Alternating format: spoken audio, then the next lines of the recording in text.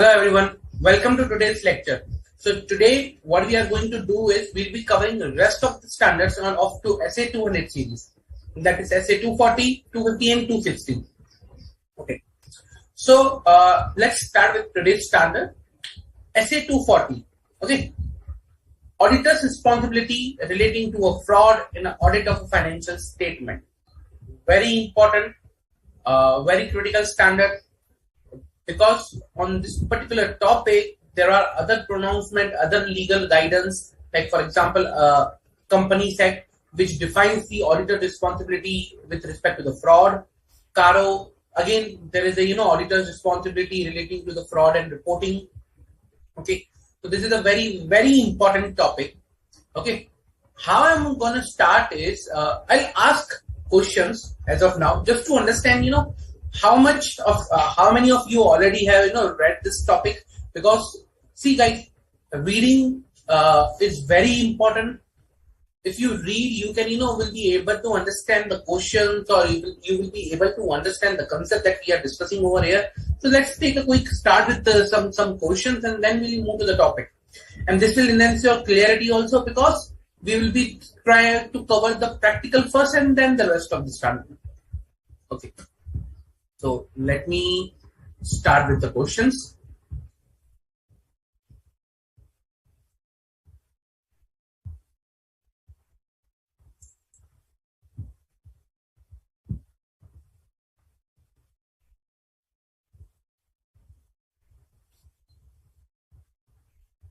Okay.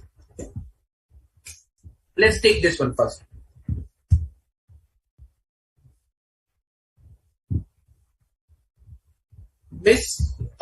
Miss He,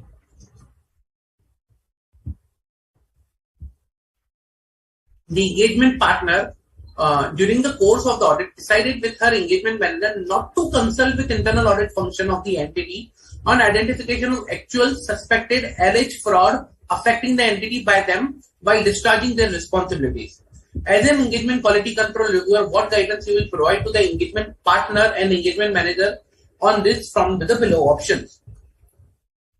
The internal audit function is a part of management, and hence it is useful to consult with them, as they always will protect management and will never reveal any fraud identified by them while discharging their duties.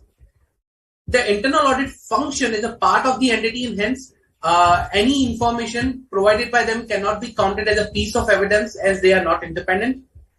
For those entities that have an internal audit function, the auditor shall make an inquiry of the internal audit to determine whether if it has knowledge of any actual suspected alleged fraud activity affecting the entities, to obtain its view about the risk of fraud. This will provide more information to the auditor in assessing the risk of fraud. If the engagement partner personally knows the head of internal audit team in the entity, then he should approach to him for obtaining their views about the risk of fraud. However, the same should not be documented anywhere, as it will create conflict of interest between internal audit function and management. So basically, you need to understand, you need to answer that, okay, whether we can contact internal audit function to ask them about the risk of fraud and understand whether there has been any suspected or actual fraud. So the first two says that internal audit function is a part of management, and hence any information provided by them cannot be used for the purpose of our risk or risk assessment, especially when I talk about risk of fraud. So you tell me whether we can or we cannot. What is the appropriate option here?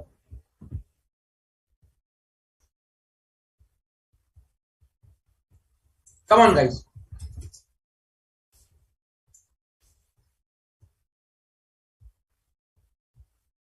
What is the appropriate option here?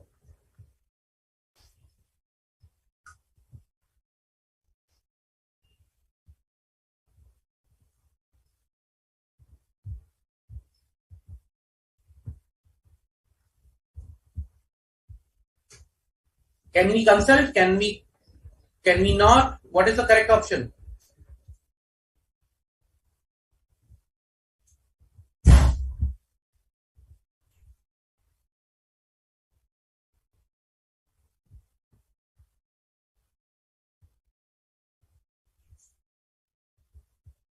see, SA 240 that we are going to cover in some time talks about auditor's responsibility with respect to the fraud in a financial statement. Okay. Now here, what they decided is not to consult with the internal audit function of the entity on identification of actual suspected or alleged fraud affecting the entity by them. So if you have something read before with respect to this standard, you will come to know, okay, what is the auditor's responsibility, whether auditor should or should not reach out to them.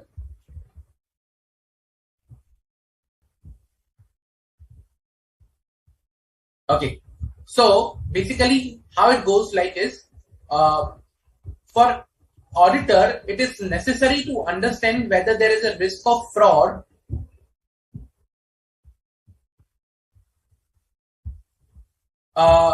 for auditor, it is necessary to understand the risk of fraud in an entity. Okay. Now, fraud can be intentional, unintentional. Fraud can be, because of intentional things, intentional errors, we call it. Okay. And another thing is, fraud can be at the assertion level also.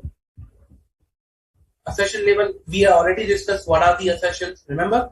Okay. Now, to understand whether actually the fraud is present at the assertion level or at the financial statement line item level. Okay, so what auditor requires to do is, auditor is required to perform certain things, certain activities like risk assessment. He needs to understand the entity, he needs to understand its environment, and for all those things, what he needs to do is, he needs to gather evidence, he needs to gather information. Okay, he needs to consult with those charged with governance. He needs to speak to management, perform inquiries. So there are we'll see what activities the auditor is required to do. But out of them, there is one activity that auditor is required to do is also consulting with the internal audit function. So for those entities that have an internal audit function, the auditor is required to make inquiries of the internal audit function whether they have any knowledge of identified fraud, or they suspect that there is any fraud, or they think, okay, there could be a fraud, or there is a risk of fraud. So in that case, they need to perform that inquiry with the internal audit function if the function is present within the environment. So same way in our case also, in our example also, auditor is required to consult with the internal audit function with respect to the fraud. Okay. Now it may happen that that internal audit function might have already done some exercise, and based on we'll see when we can rely upon the internal audit function, but based on certain conditions, we can even leverage their work, okay, for our purpose. So the correct answer here will be that for those entities, and for those entities where that have an internal audit function, the auditor shall make inquiries of internal audit to determine whether it has knowledge of actual suspected alleged fraud affecting the entity, and obtain its view about the risk of fraud. This will provide more information to the auditor in assessing the risk of fraud. Okay, so this is the correct answer. Rest 3 basically are not. Reason because number 1, internal audit function is a part of management and hence not useful to consult. No, it is not like that. They are sometimes useful. Internal audit function is a part of entity and hence any information provided by them cannot be counted as piece of evidence. Again, when you do audit, most of the evidence is provided by the management itself, who are the part of entity. So again, not correct. Last one. If the engagement partner personally knows the head of internal auditing, no. There is nothing, such mention that there should be a personal relation or something like that. Then only we rely. Again, the fourth one is also wrong. So the correct answer is 3. Okay? Clear? So, in an environment where there is an internal audit function present, auditor is required to consult to them to understand the risk of fraud. Okay? Now, let's come to the standard. Why I took this question? Reason because to make you understand, it's the responsibility we are talking of auditor's responsibility with respect to the fraud. Okay, what auditor is required to do with respect to the fraud risk in a financial statement. Like the way we saw that he is required to consult internal audit, we'll see what other things he is required to do with respect to this particular area. Okay, so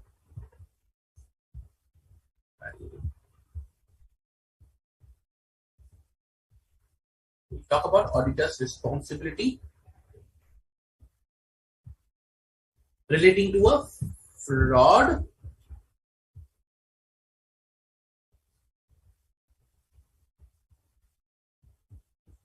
in a financial statement.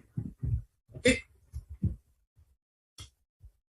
quickly, who can tell me which is the section or the company act that deals with the reporting on fraud by the auditor? Let's see. How many of you remember? Which is the section that deals with the reporting of fraud by the auditor under company act?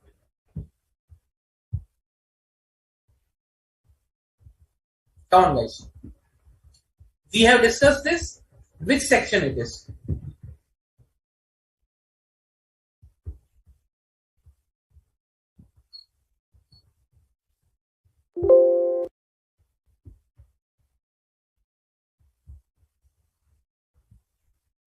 Come on, guys. Which section it is? Reporting of fraud by auditor under Companies Act.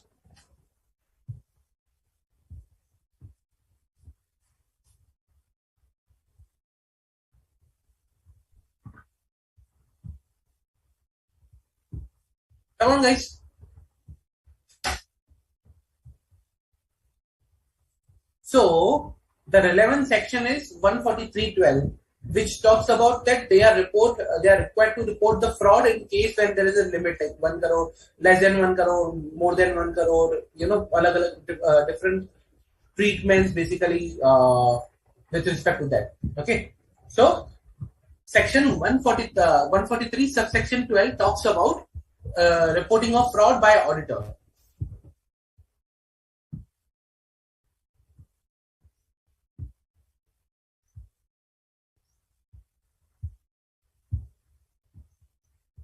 Okay, now SA 240 provides that guidance how they are required to consider the risk of fraud. Okay, now, so what SA says that the objective of SA is to identify and assess the risk of material misstatement in the financial statement due to fraud. Okay, so SA says that auditor's responsibility is to identify risk of material misstatement, okay, with respect to the fraud. Now, when I say identify and assess the risk of material misstatement, that will be SA 315 plus SA 330, okay, with respect to fraud. So we are talking about application of SA 315 and 330 with respect to the fraud. Okay. Now, another thing is that the auditor is required to do is obtain audit evidence about the assessed risk of material misstatement due to fraud through designing and implementing appropriate audit response. See SA 330 over here.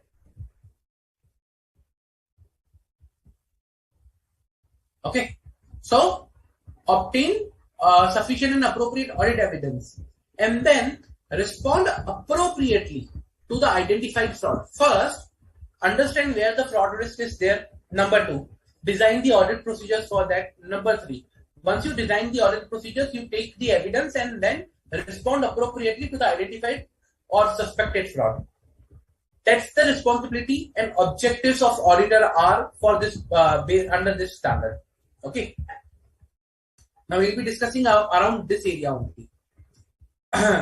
So there are certain requirements that talk about, okay, the auditor is required to follow these requirements in order to ensure or in order to achieve these objectives. What are these requirements? That first, auditor should maintain the professional skepticism throughout the audit test. We know, okay, fine. Maintain the professional skepticism. Number 2, auditor is required to understand the business and its environment, including internal control. Otherwise, how will you identify the fraud? You need to understand the business. Like for the first thing, that identify and assess the risk of material misstatement, I need to understand the entity, I need to understand the business. Fine, okay. Then the auditor is also required to assess. Okay, the auditor shall identify and assess the risk of material misstatement. So ROMM, risk of material misstatement. Okay, so risk of material misstatement. Now,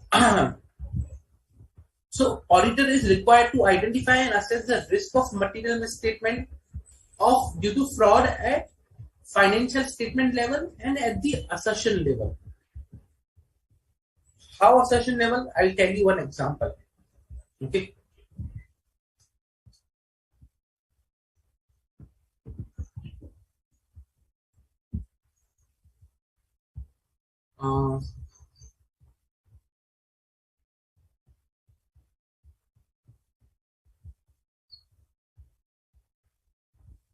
Have you heard the term presumed risk of fraud? So there are certain risks of fraud which we say, okay, these are the presumed ones, and they are already taken as a risk of fraud. But again, subject to certain things that they cannot be a risk of fraud. But again, we need to understand the entity, understand the transaction, and that. So which are the two risks of frauds? The predefined risk of frauds. Come on, guys. So if you have read this, you will be able to answer pretty easy. Two presumed risk of frauds.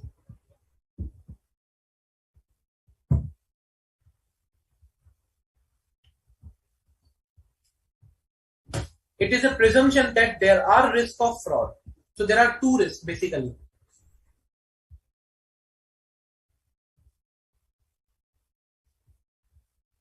Come on.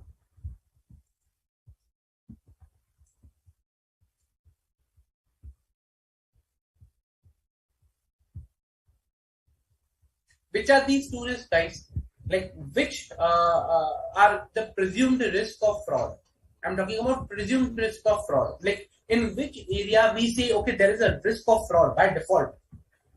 No further question asking.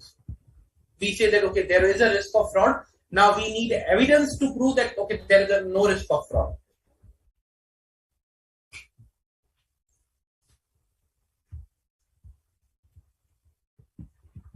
Come on. This is a very important topic. The reason because I'll say in December 21, there was one question, even the not one question, the first question itself, we'll be covering that also, but the first question itself on this particular topic. So there are various questions that have been asked on this particular topic in past exams.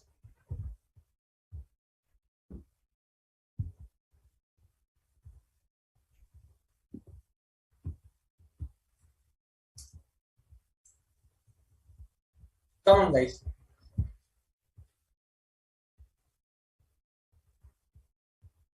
So the presumed risk of fraud is risk of fraud in revenue recognition. We assume that there is a by default risk of fraud. No further questions we ask. We assume there is a by default risk of fraud in revenue recognition. That the entity, that there are the big chances the entity is not recording the revenue appropriately. There are the big, chances, or you can say big risk with respect to that, and we need to perform our audit procedures to address that risk. Fine. Now, when I say revenue recognition, is it the whole thing that I'm talking about, or all the assertions of revenue? Answer is no. When I talk about the risk of fraud in the revenue recognition, I might be talking about certain assertions. So remember, we talked about about the assertions. Anything that you might be remembering, what assertions were from the previous lectures, what are the assertions, something in risk assessment also, I think we discussed about the assertions, which are the assertions for the each area. No? Let me show you quickly.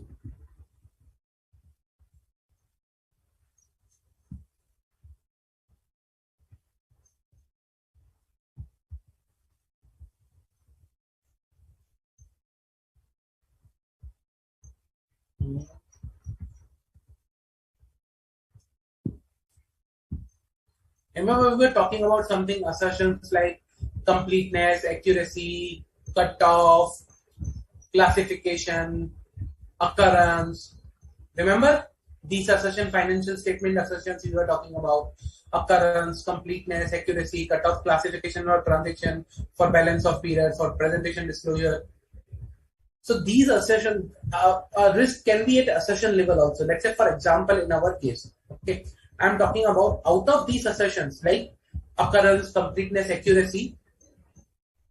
So occurrence, completeness,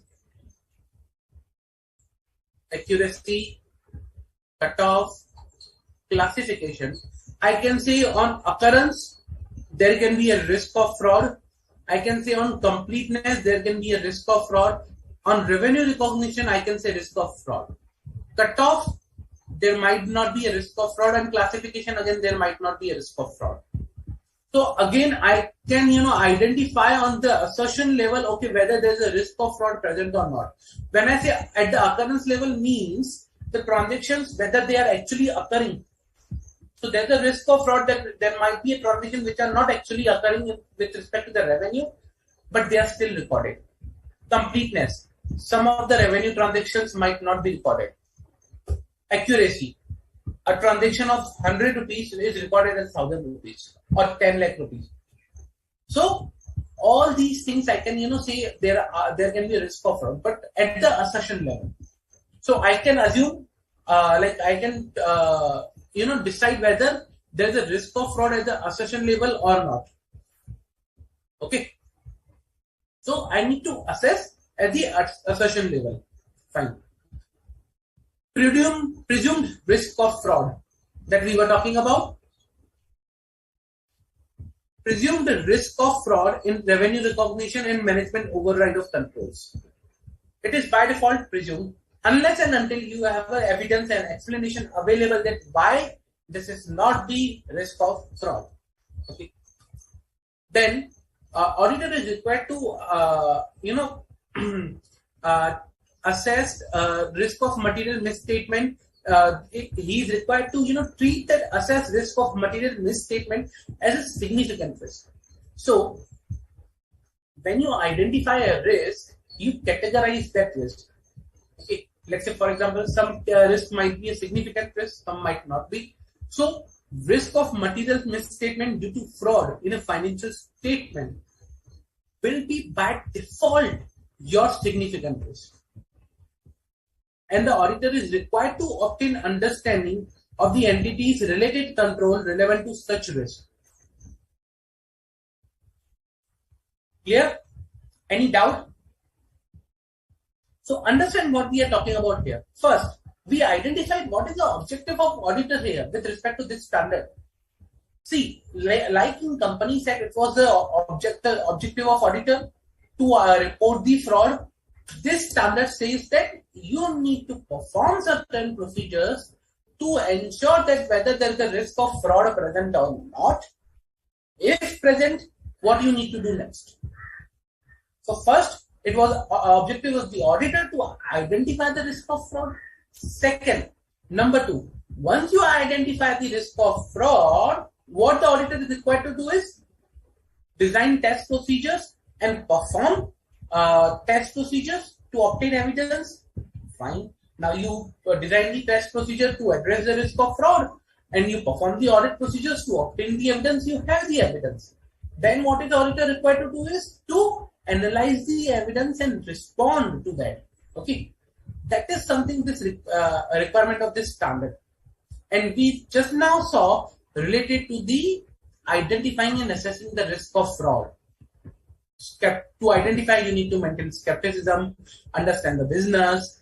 Auditor should identify the risk of fraud at assertion level. There are presumed risks. Okay, and for the assessed risk of fraud, auditor is required to treat that as a significant risk by default. Sorry. Okay. Now, going forward, what auditor is required to do other than this? Auditor is required to do is, he is required to inquire with the management. Okay. Management for the process identification and responding on risk of material misstatement. He is required to contact to the management and needs to ask them, okay, what are the process of identification and responding to the material misstatement, risk of fraud you have placed. It is my duty, standard says to me, I need to do. But what you are doing then? Because why we need to ask to the management? Reason, because risk of fraud. Okay, like there, we saw that risk of fraud can be there in a particular financial statement. But when I talk about the primary responsibility for the prevention and detection of the fraud is of management or those charged with governance. It is not my responsibility as an auditor to identify whether the fraud is there or whether I need to prevent the fraud or detect the fraud. No, it is not my responsibility. It is the responsibility of the management. Okay, that to prevent and detect the fraud, and for that, like how a management can prevent? Management can only prevent and detect the fraud when they will identify where there is a risk of fraud. Like today, if I know there is a risk of fraud in account receivable, then only I can, go and prevent the fraud over there. So for that, I need to identify where is the risk first.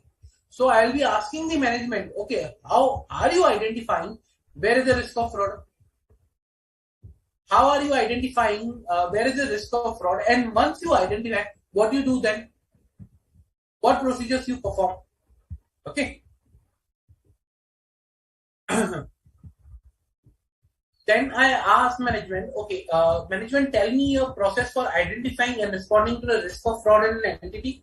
Okay, including any specific risk of fraud that you believe or that you have identified or that you might know already with respect to some accounts. Like you say, okay, there is a high risk of fraud in account receivable. So like this way, okay. Then I'll ask management, tell me about that how do you communicate to those charged with governance, like your bosses, like who are, having oversight on you about the risk of fraud, like your processes, how you identify risk of fraud, how you respond to the risk of fraud.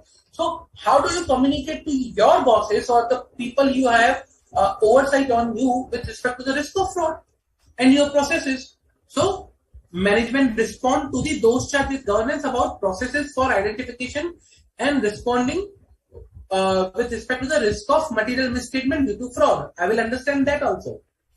Then I will understand, okay, management, tell me how do you communicate to the employees regarding their views with respect to the regarding your views with respect to the business practice and ethical behavior. Why ethical behavior? Ethical behavior means act with integrity, do not involve in any activity which could be a fraudulent of nature. So to promote the ethical environment in the organization, what activities you are doing, how you are communicating with the employees, that we will understand. Okay, once we understand all those things, then what we will do is we will identify, okay, we will analyze and identify unusual relationship and other information that indicate that, okay, there is a risk of fraud risk of material misstatement due to fraud. Okay. Then auditor is also required to evaluate the fraud risk factors as to whether they indicate the existence of fraud. Quick question, which are the fraud risk factors we are talking about? Come on, guys. Which are the fraud risk factors we are talking about? Which are the fraud risk factors? Come on.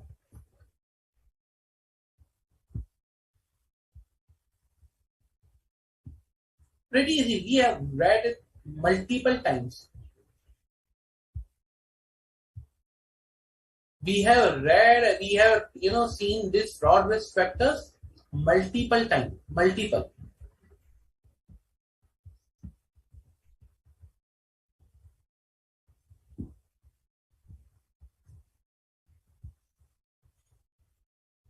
Let's see how many of you are aware with the fraud risk factors.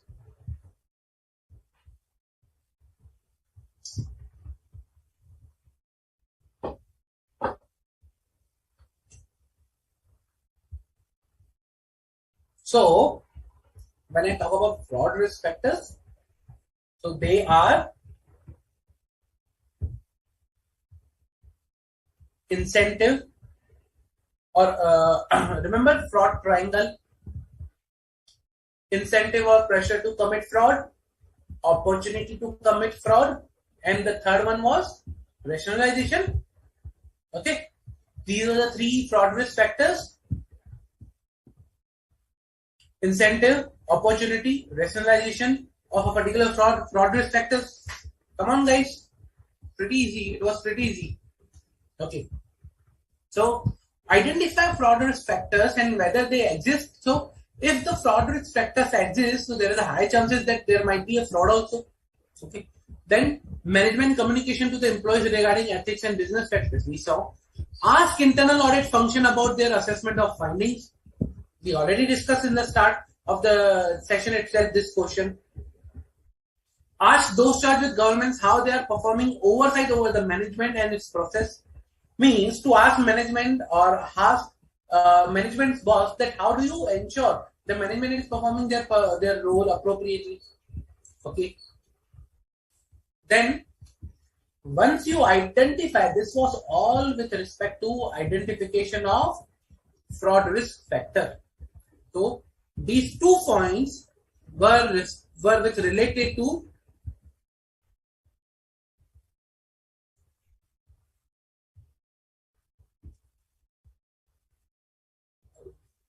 here.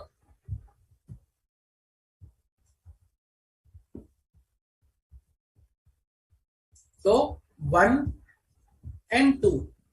Okay. 1 and 2 were with respect to the identification of risk of material misstatement due to fraud. And usually when I talk about identification, you need to write identification and assessment. We do not only identify, we assess also. And when I say we assess, remember how much risk is significant or non-significant, what is the impact, likelihood, magnitude of the particular risk, so everything. So we do identify plus we assess also. Good. Okay. That was with respect to the identification and assessment of the fraud risk of material misstatement due to fraud. Now, creating a response to the risk of fraud that is identified, or we can say responding to the risk of fraud. Okay. Now, when we talk about identification, that is something SA 315. Now we will be dealing with SA 330. That is how we can prepare a response to the assessed risk of material misstatement due to fraud.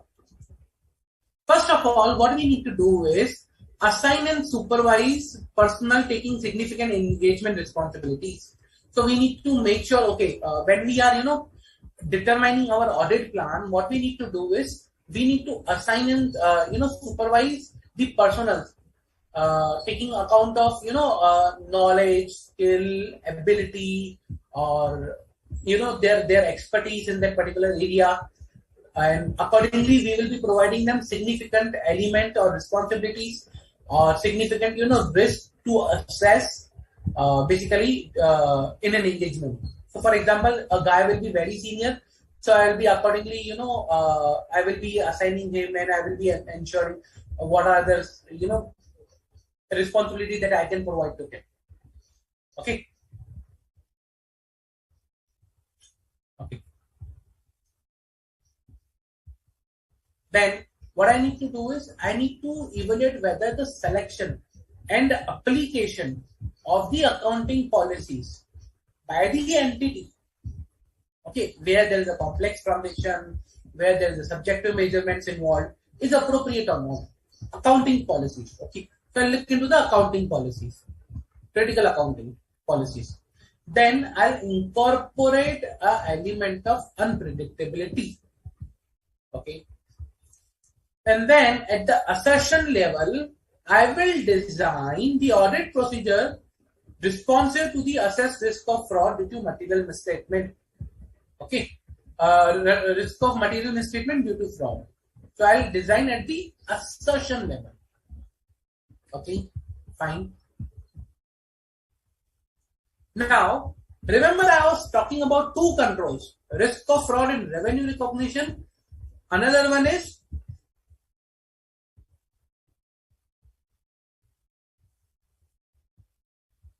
risk of fraud due to or related to basically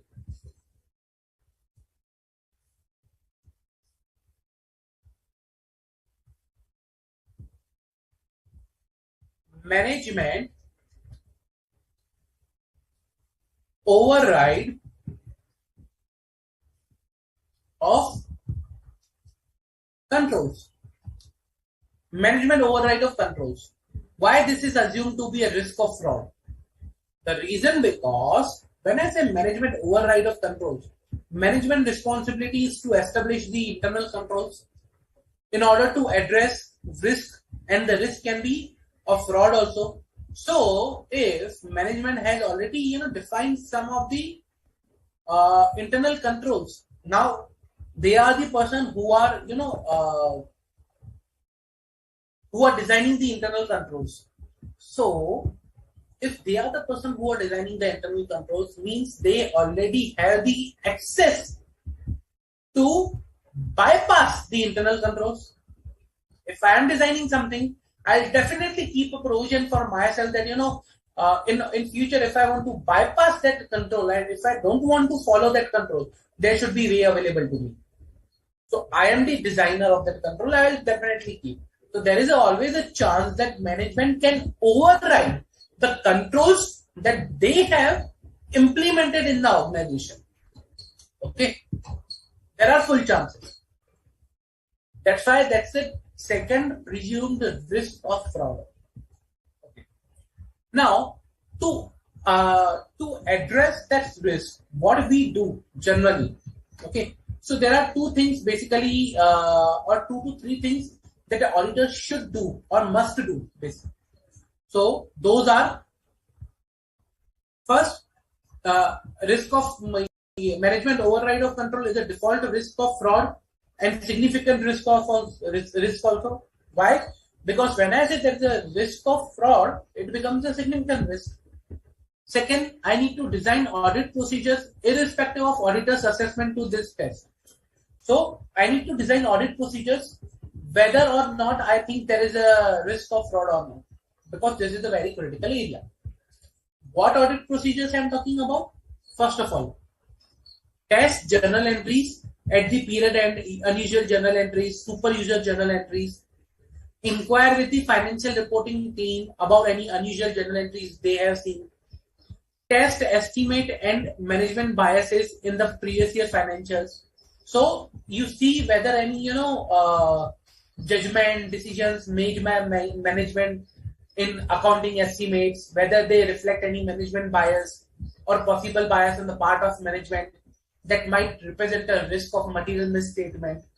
Okay.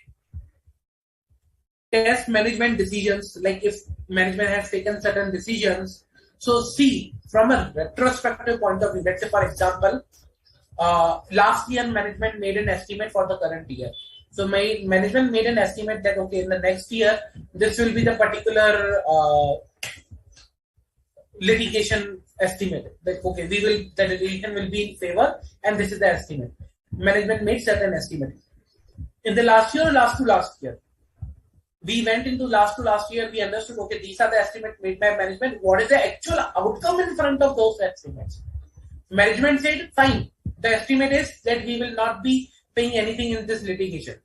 But at the end, actually, we end up, paying a higher amount. So we'll analyze, okay, how management is accurate with respect to their judgments, estimates, decisions they are taking. And accordingly, we will see, okay, since last 2 years, whatever estimates management is making are going wrong. So currently also, we will not rely that much. Okay. Then testing non-recurring transactions. So if there are certain non-recurring transactions which are outside the normal course of business, we will be testing that also. And once we do all these things, along with that, what we need to do is we need to perform analytical procedures to determine whether there is a risk of fraud or risk or any fraud is there or not. Okay. So that was with respect to the fraud risk of management override of controls. Then once you do the testing, you need to evaluate what is the evidence that you have received, what was the result of your testing, and accordingly whether there is an indication of any fraud or not. Okay. Number two, you need to analyze if there is any material misstatement present, and if yes, then what is the impact on the financial statement. Okay. And accordingly, you might decide to perform additional procedures or might not. That is totally depending upon you. Okay, but your professional judgment. But usually when you identify a material misstatement, you try to perform some more procedures. Let's say today if I have identified account receivable, there is a misstated. So I will do some more testing. I'll see where the misstatement is there. So it was in the account receivable, whether it is now in the sales also, whether same way, whether there is an, accounts payable, purchases, inventory, related area, I'll try to go, and I'll try to see whether the misstatement is present there also or not. Okay. Now, if in exceptional circumstances, like exceptional, we are talking about exceptional. If in exceptional circumstances, if you identify that you are not able to continue the engagement because of some reasons, or due to result of fraud or something like that, you are not able to continue the audit, then what you will do is you will determine your legal and professional responsibilities with respect to the engagement. Is it compulsory to perform the engagement even when you cannot, or you can withdraw? If you can withdraw, then consider withdrawing from the engagement. Okay. If you withdraw, if law permits or if the situation permits and option is available to you, then before withdrawing, discuss the reason of the withdrawal with management and those with governance, and determine whether there is other and professional legal requirement to report to any other person, like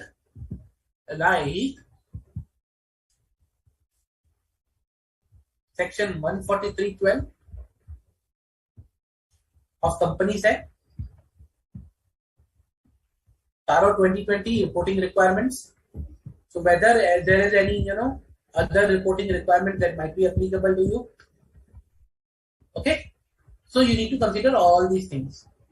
And the last thing is you need to obtain management representations, okay, acknowledging their responsibility, that it is their responsibility to design, implement, maintenance of internal controls to prevent and detect the fraud. Okay. Any doubts, guys? Any doubt?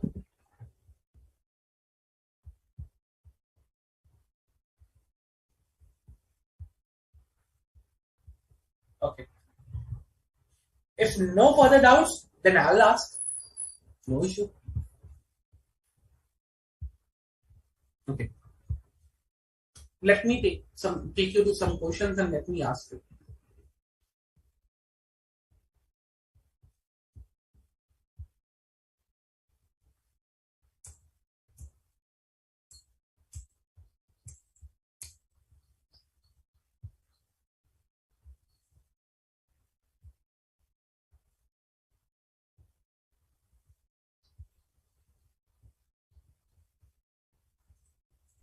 Yes.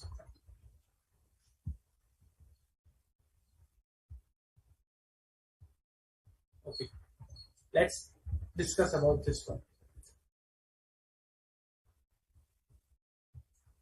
During the audit of ABC Limited, Mr. A, okay, during the audit of ABC Limited, Mr. A, the manager of the audit team, decided and guided the entire team that whatever evidence you receive as a part of audit should not be considered as genuine. Should not be considered as genuine. Okay. Even though there is nothing which can let them believe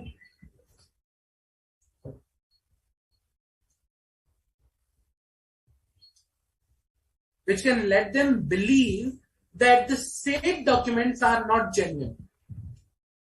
When this strategy was shared with the audit engagement partner, then audit engagement partner had different and opposite opinion. Mr. A has reached out to you, expert partner of the same audit firm, to seek your guidance. Kindly guide Mr. A whether his strategy is correct or not. So, kindly guide Mr. A whether his strategy is correct or not.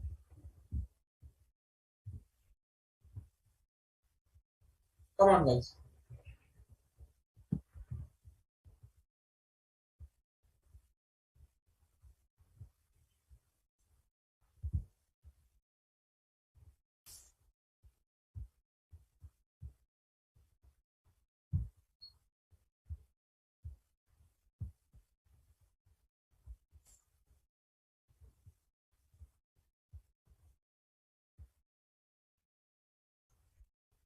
So, whether their strategy is correct or not.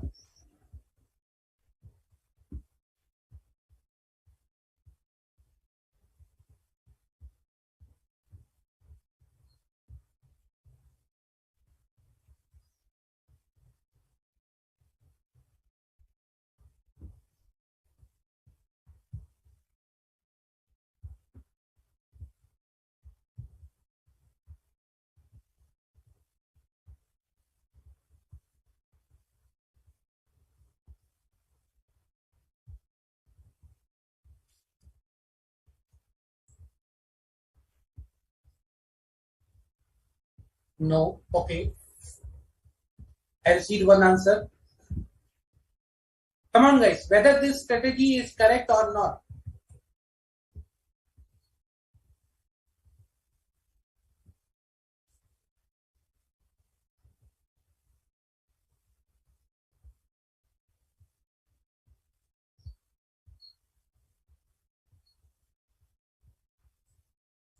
So, the strategy in the current scenario is not correct. It's not correct. Reason because, okay, the reason is that whatever evidence that we are receiving from the management, okay, whatever evidence, so unless there is a reason to believe, okay, that the evidence is not genuine or whatever documents we are receiving is not genuine, the auditor is required to accept these records and documents as a genuine. Okay.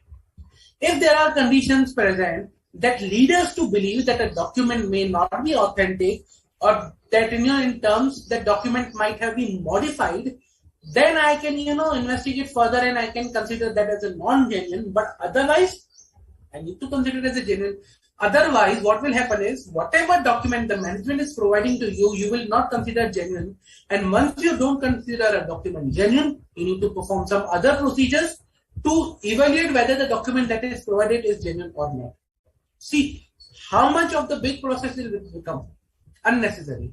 So, unless and until the auditor has a reason to believe that the audit document or evidence which is provided is not genuine, the auditor may accept the records and documents as genuine.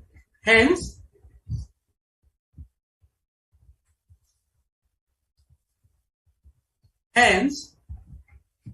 Mr. A's strategy is not appropriate.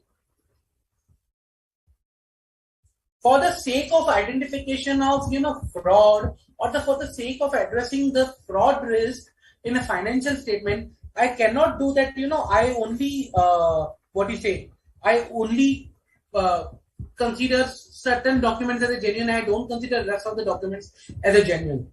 So accordingly, I need to make sure that, okay, whatever documents are there, I will consider genuine unless and until there is a contrary evidence present. Okay. Any doubt, guys?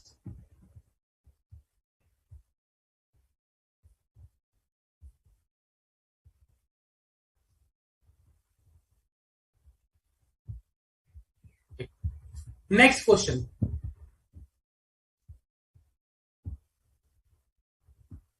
And Himanshu, your answer was correct.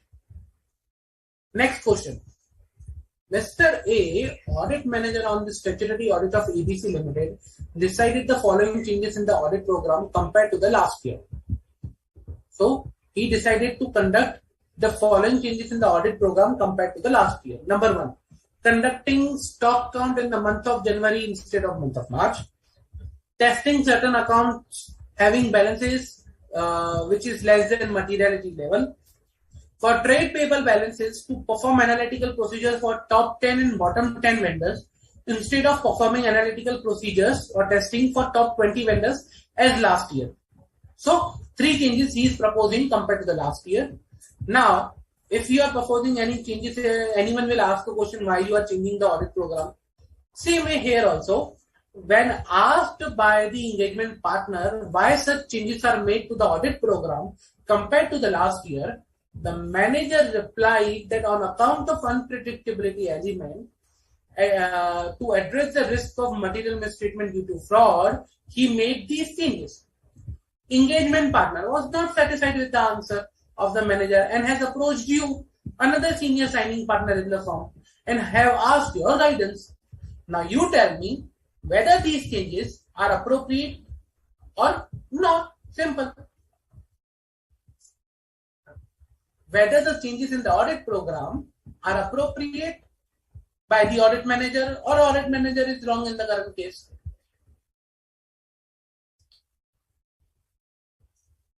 Come on, guys.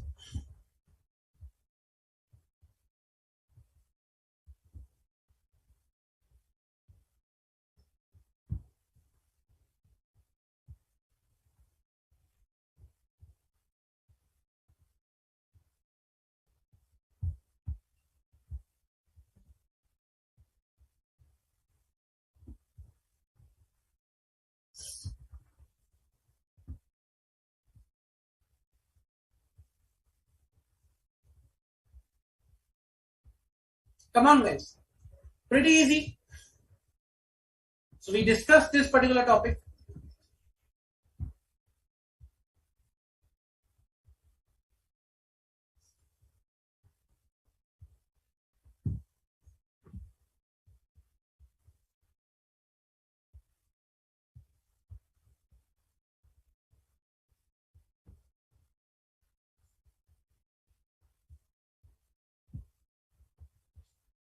Come on, guys, I'm waiting for your answer. Whether these changes are appropriate or within the line or not.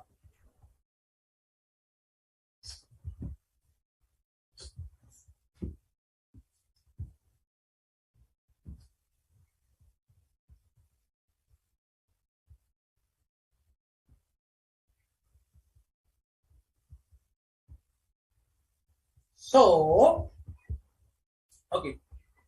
Now, what is unpredictability? Now, here the reference is made to this. And this is a very important. This is actually followed in the real life. I'll tell you. This is followed in the real life. So, these changes are made on the account of unpredictability element to address the risk of material statement due to fraud.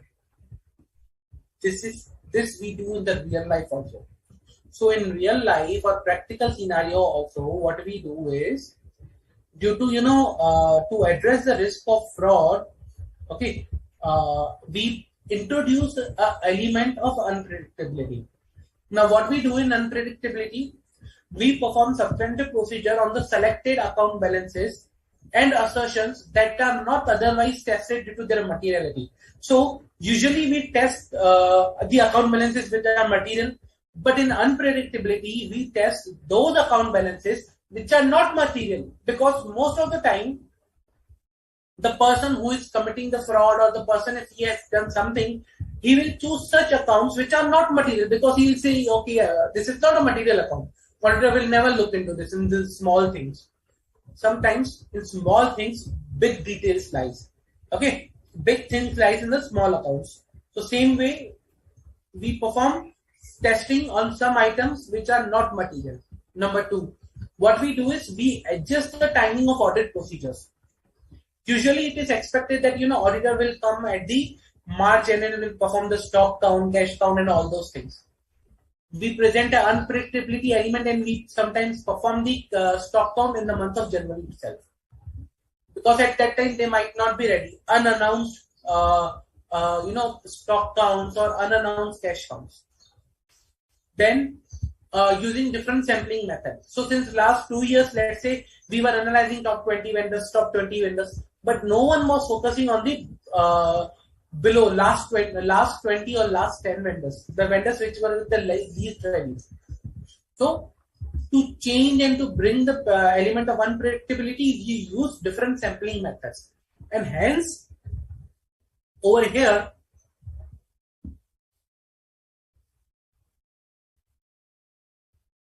different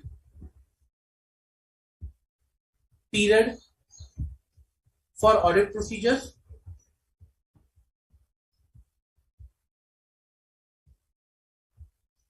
testing less material items, and changing the sampling method are all part of unpredictability. And they are appropriate and fine.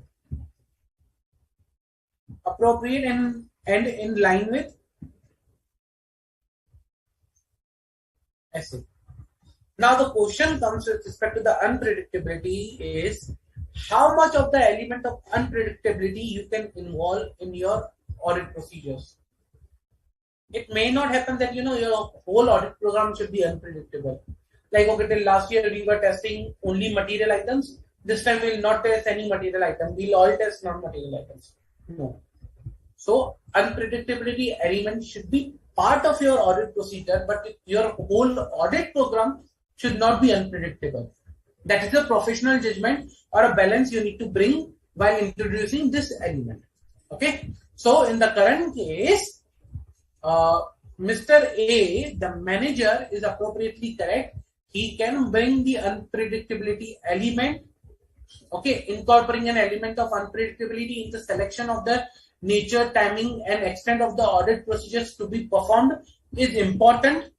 Okay, as individual within the entities who are actually familiar with the audit procedures normally, okay, they were also part of the audit last year from the management sides, okay, will perform their transactions, or will try to conceal the fraud according to the audit procedures that were performed last year. So it is necessary to bring a change something compared to the last year in the current year audit program. It is also advisable. Okay, so this is correct. Mr. A is not wrong. Any doubt, guys, with respect to this?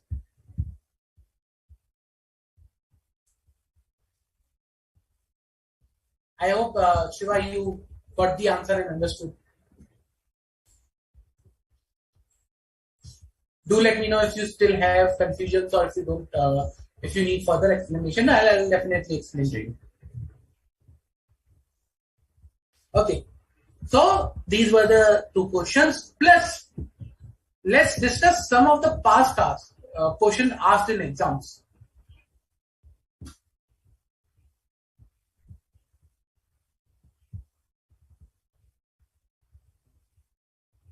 Now, this question was asked in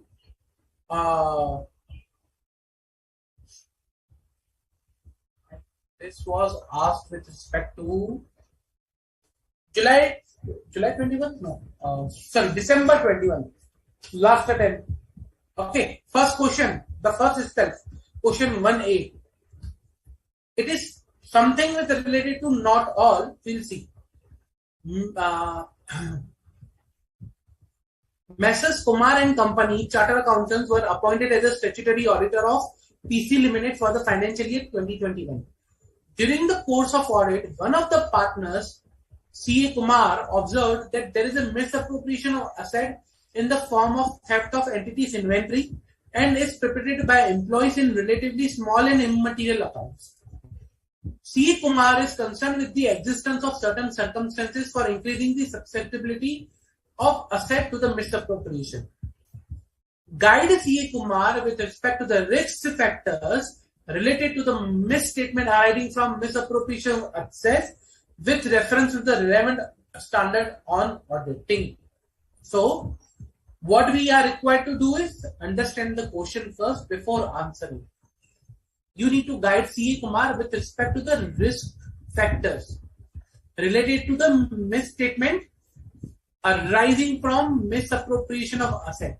So you need to provide risk factor with related to the misappropriation of asset plus a reference to the relevant asset. Two things. You need to provide relevance to the reference to the relevant asset and the risk factors which are related to the misappropriation of assets. So first of all, relevance to the asset. As per SA 240, auditor's responsibility relating to a fraud in a financial statement,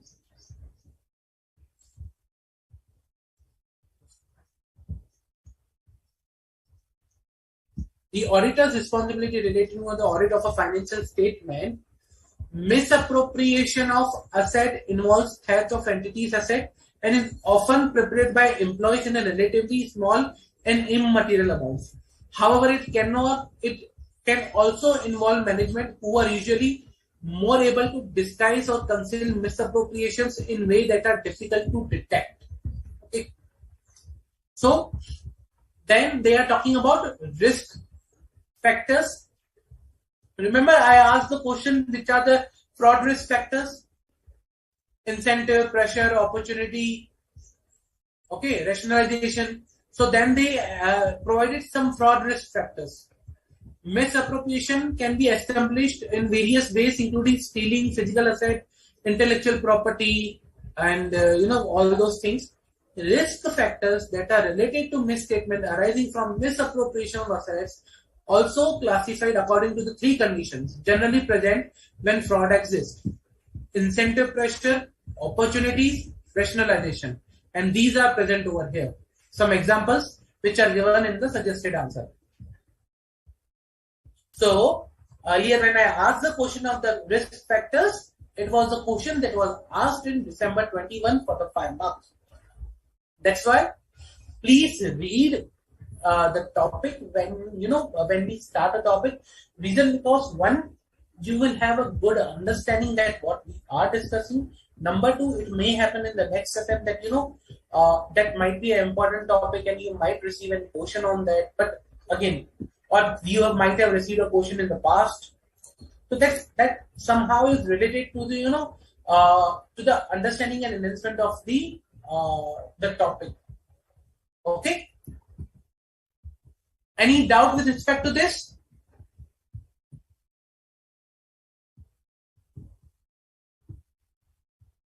Any doubt? Okay, no doubt. Let me take you through one more question then.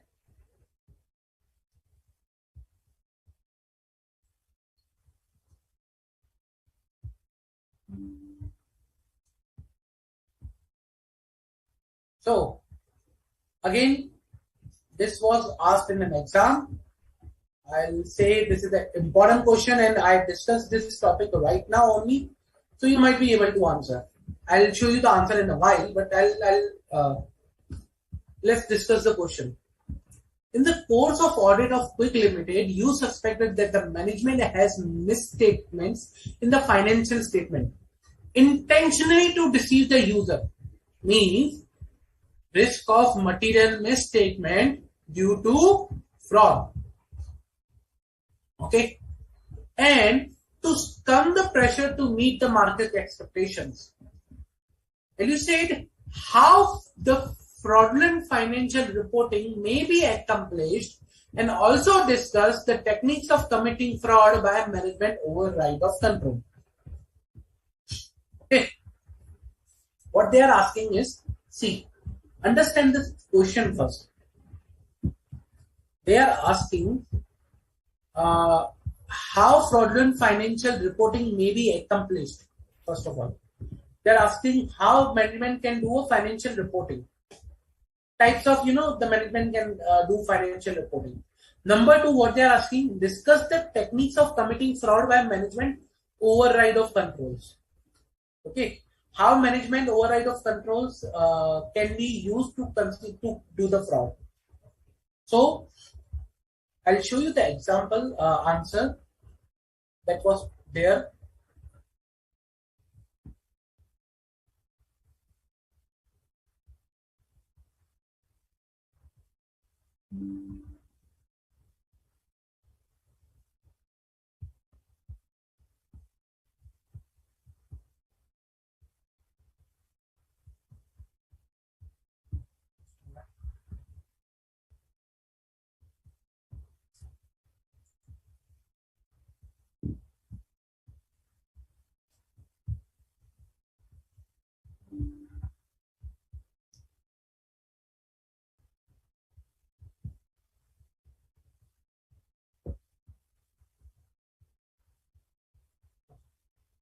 So the answer goes like, in the given case, the management of the Quick Limited has made intentional misstatement to deceive the users in order to meet market expectation. Auditor is suspecting such intentional behavior of management in such situation.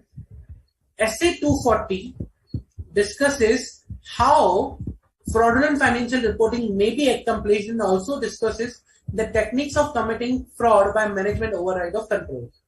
So, Essay 240, that is auditor's responsibility relating to fraud in a financial statement. The fraudulent financial reporting may be accomplished by manipulation, falsification, alteration, misrepresentation or intentional omission, intentional misapplication of accounting principles. Okay. Also, management overall of controls, usually controls that otherwise may appear to be operating effectively. The fraud can be committed by recording fictitious journal entries. That's why, remember, we test journal entries, inappropriate adjustment assumptions and changing judgments. Remember, we are talking about testing of estimates. Then omitting, advancing or delaying recognition in financial statement events and transactions that have occurred during reporting period. Concealing or not disclosing facts that could amount to that affect the amounts recorded in the financial statement. Engaging in complex transactions. Altering a record relating to the significant usual transactions. So this is how management can commit fraud by management override of controls.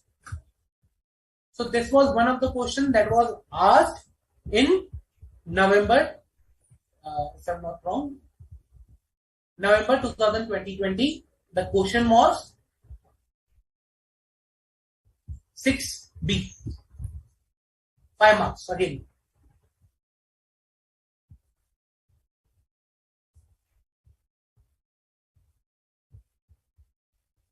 And that was also for 5 marks, 1C. 1A. December 21. Since last means this is a very important topic and has been asked also. Okay.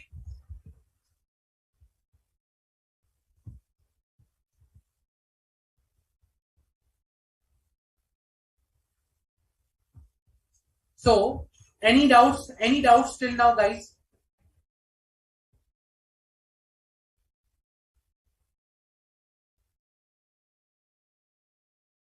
Any doubt with respect to this particular standard? It's a very important standard.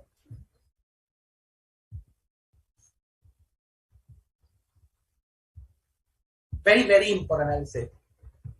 Reason because it focuses on the auditor's responsibility.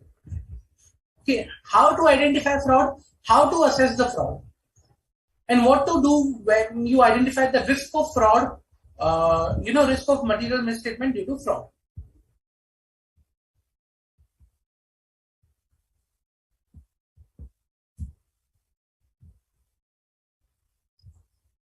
Okay. So that was essay 240. Now, if no further questions, I'll move to the next standard for today. So the next standard for today is essay 250. Before starting the standard, I'll ask you one question. Before starting the standard, how many of you can tell me at least the name of the standard? Let's see. Pretty easy. Come on. Let's see how many of you are aware with the name of the standard. Rest thing is fine. We'll discuss the standard, but how many of you are aware with the name? Come on, guys.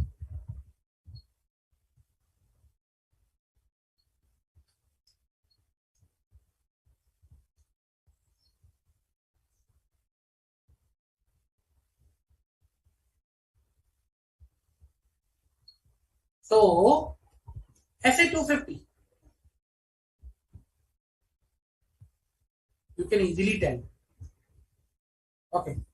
So, essay 250 talks about your considerations of laws and regulations in an audit of a financial statement. So, we will be talking about what auditor is required to do with respect to the laws and regulations in an audit of a financial statement.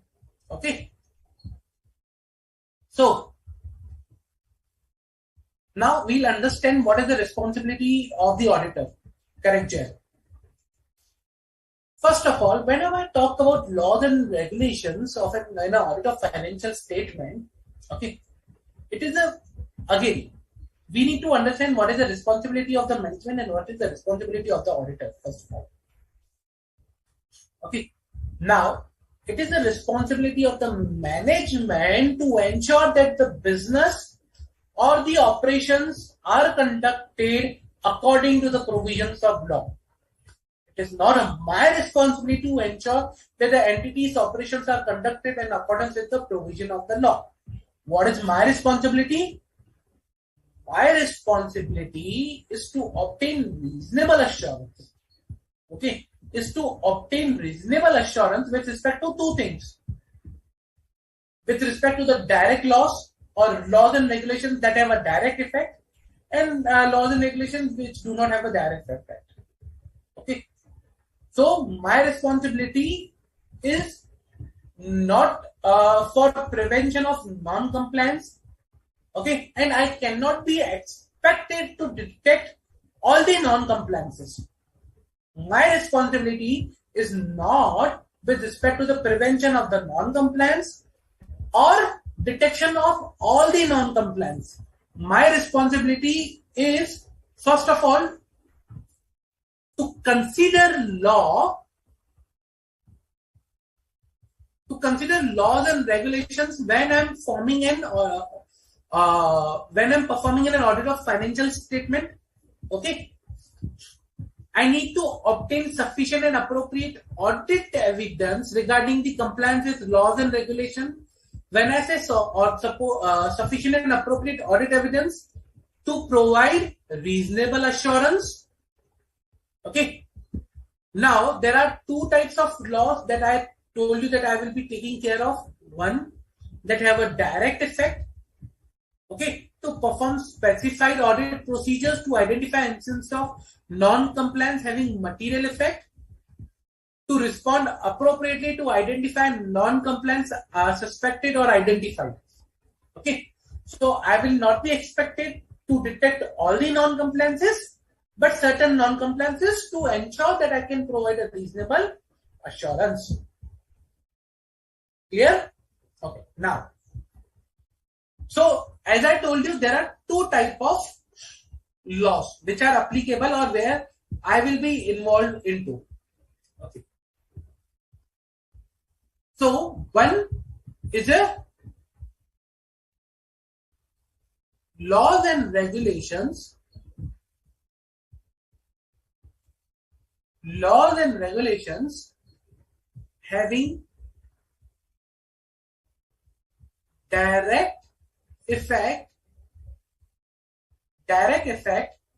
okay, on the determination of material amounts and disclosure of financial statements. So you can say direct effect on financial statement. Second, laws and regulations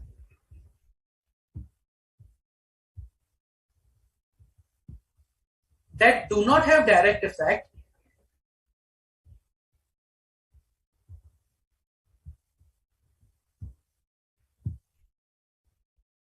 on financial statements. Okay, but their compliance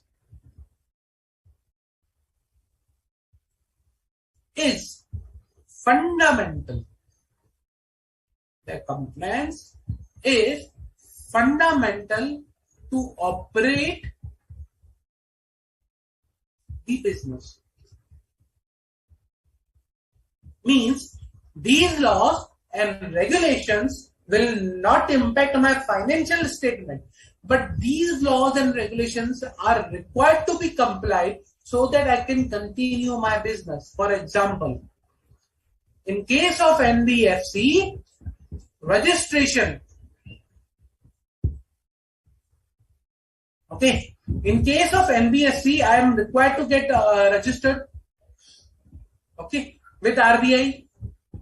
So in that case, it may become that that particular registration requirement is not impacting my financial statement. It's not impacting my financial statement.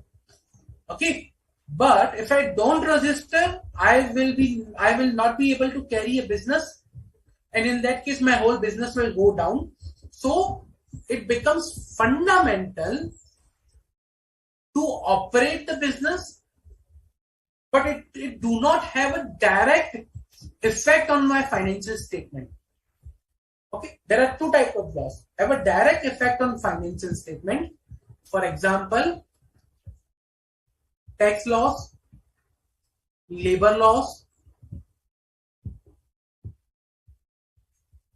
or that do not have a direct effect on my financial statement, but they are necessary for the purpose of operating the business.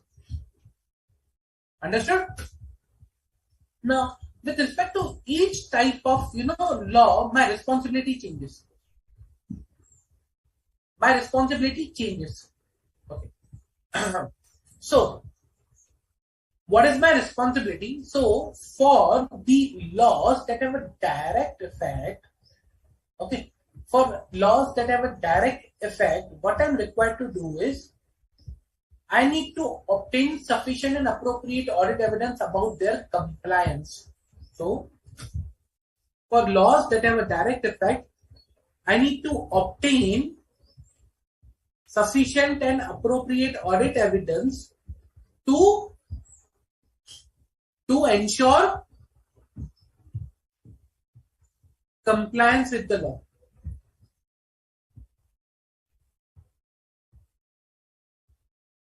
Okay. For the laws that do not have a direct effect, what I need to do is I need to perform specific audit procedures, okay, to identify non-compliances,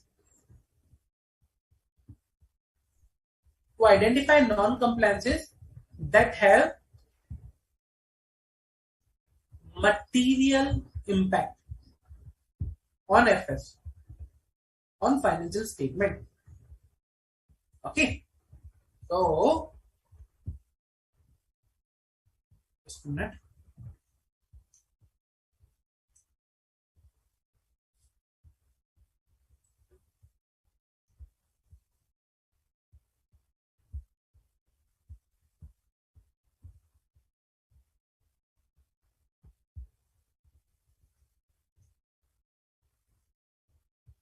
So I will perform specific audit procedures that will have a material impact on the financial statement to identify those non-compliances. Okay. What is the difference? Here I need to ensure compliance. Here I need to identify non-compliance that have a material impact. Means in the first case, I need to make sure that there is no non-compliance. In the second case, I need to identify non-compliance that are only material, that has only have a material effect. So I'm not bothered with all the compliances, but I'm bothered with the only certain non-compliances that can have a material impact. Clear? That is the difference for these two type of laws and regulations with respect to a financial statement or an entity.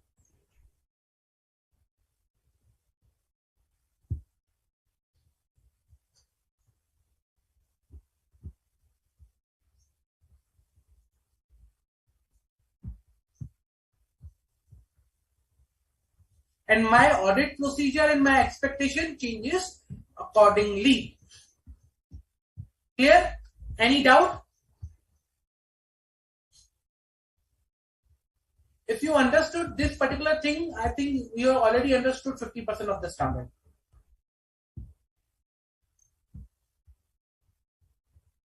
Okay, so let's go to and quickly the details of the standard.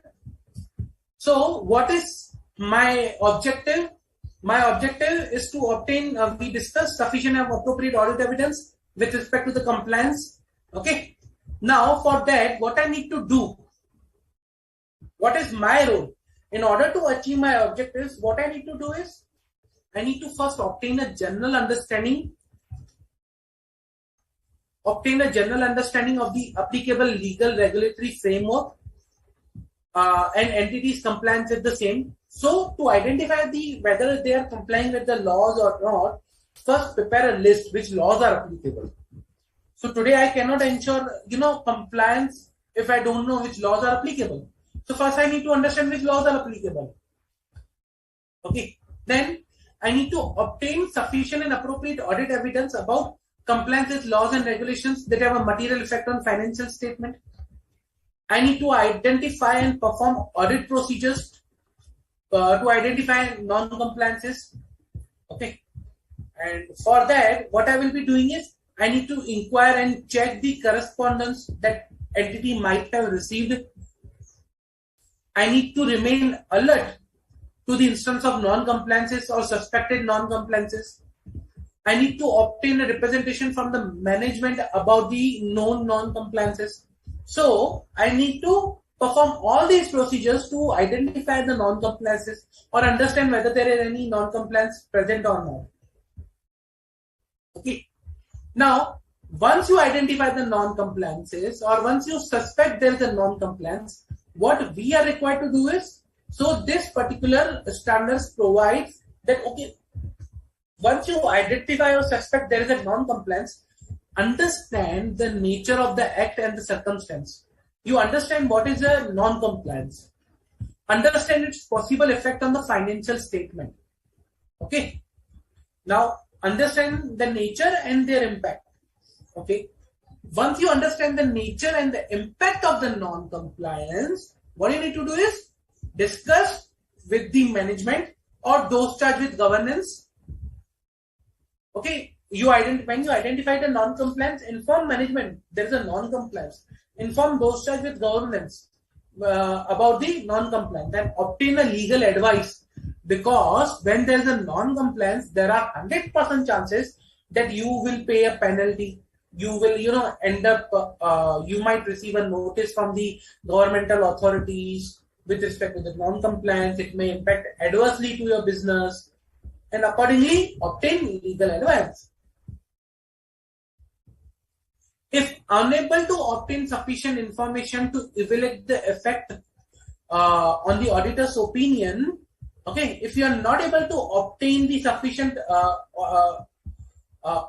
information, then evaluate the impact on the auditor's opinion. Means, for example, there is a non-compliance that you were required to obtain this particular registration before commencing of your operations, but you are not obtaining. Now the law is not clear that what will be the impact in case when you don't obtain a registration and you obtain a registration after commencing the business. So if you are not able to assess the impact of the non-compliance, then evaluate whether this, unable to obtain the sufficient and appropriate audit evidence, how that will impact your opinion, auditor's opinion. Evaluate the implications on the auditor's risk assessment, reliability of the management representation, and take appropriate action. Now, let's say, for example, management first told you that there are no non-compliances, everything is good. My business is running good. I do not, see any non-compliances, or we comply with all the provisions of law. And suddenly you identify a non-compliance. Means the management representation which was given might be not accurate. If that is not accurate, then you might need to consider all the representations given by the management not accurate.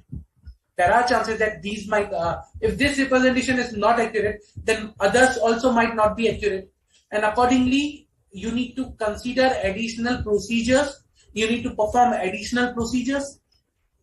Okay. So let's say, for example, management said, I comply with the tax law, I comply with the GST law, I comply with the labor law, there is no non-compliance. And you identify a big non-compliance with the GST law. Now, if management provided you representation that I comply with the GST law, tax law, direct tax law, and your labor laws, out of that, one of the non-compliances you identify with the GST, how can I rely upon the management representation with the direct tax law and the labor laws? I need to perform some additional procedures. I need to discard the management representation. I will perform some additional procedures to get more audit evidence, okay, to ensure that there is no non-compliance. Clear? Any doubt?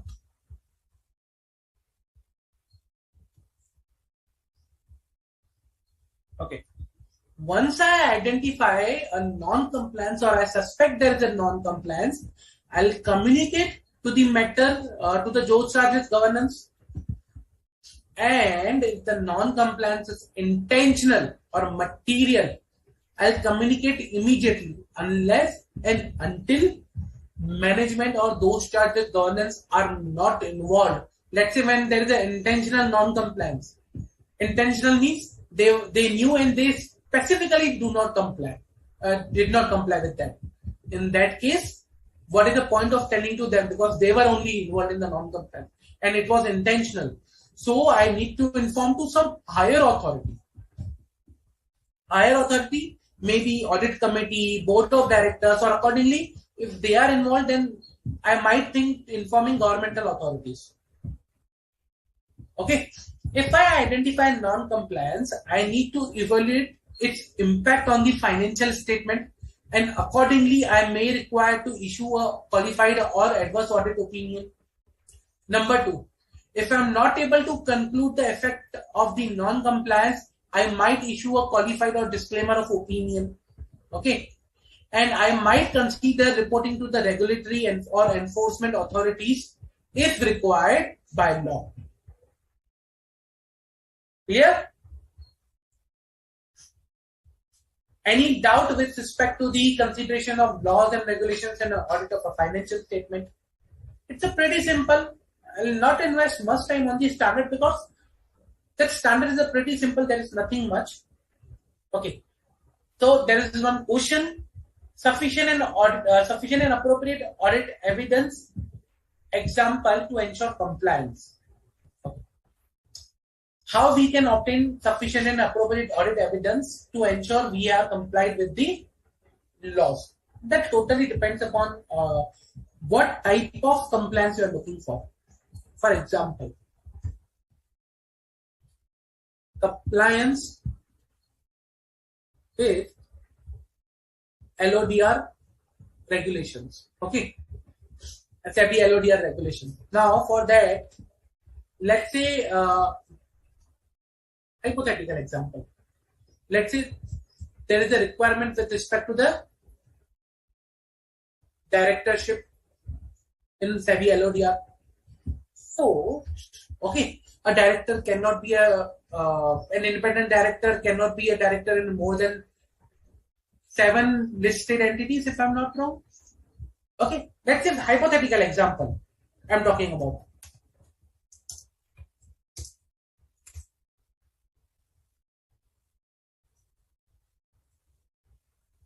So, just a minute.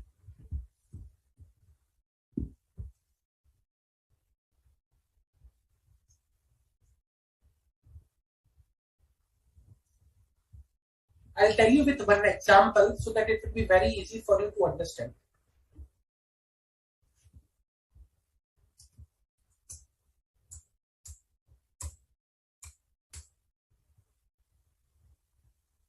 Okay, so let's say for example,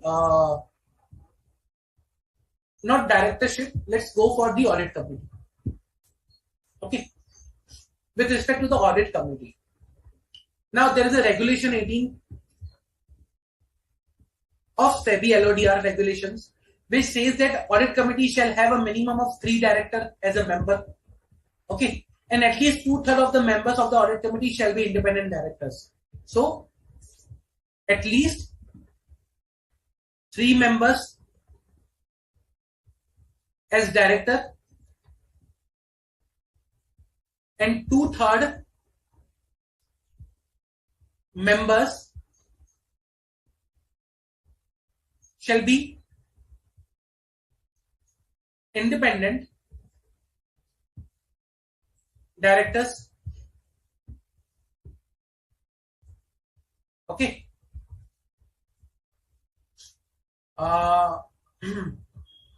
And 1 member shall be, let's forget all the rest of the conditions. We'll focus on these. Audit committee shall minimum have 3 directors as members. Okay, and 2/3 members shall be independent director. Now, to ensure the compliance with this particular thing, what you'll do is you will ask the details of audit committee.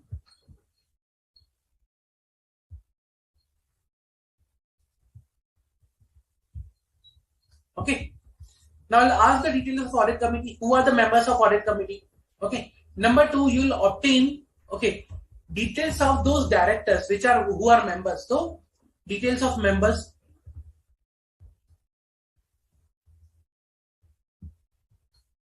Then you'll ensure that these members whether they are independent directors or not. So you will perform independent director test.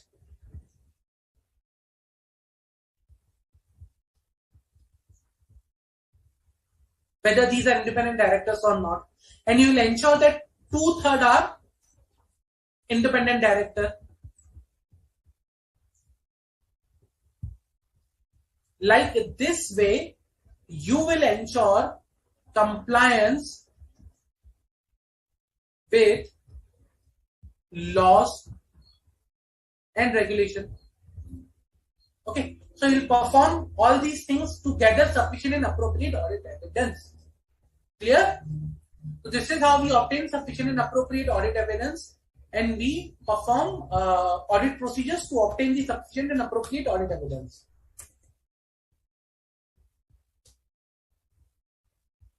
Understood?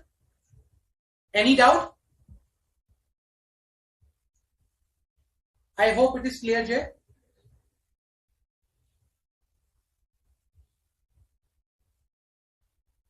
Okay. What we do is, let's take a quick 10-minute break. We'll gather back and we'll solve the questions for this particular standard. Okay. We'll see some of the past questions also. And then we'll continue for the next standard. Okay. Let's take quick 10-minute break and we'll gather again.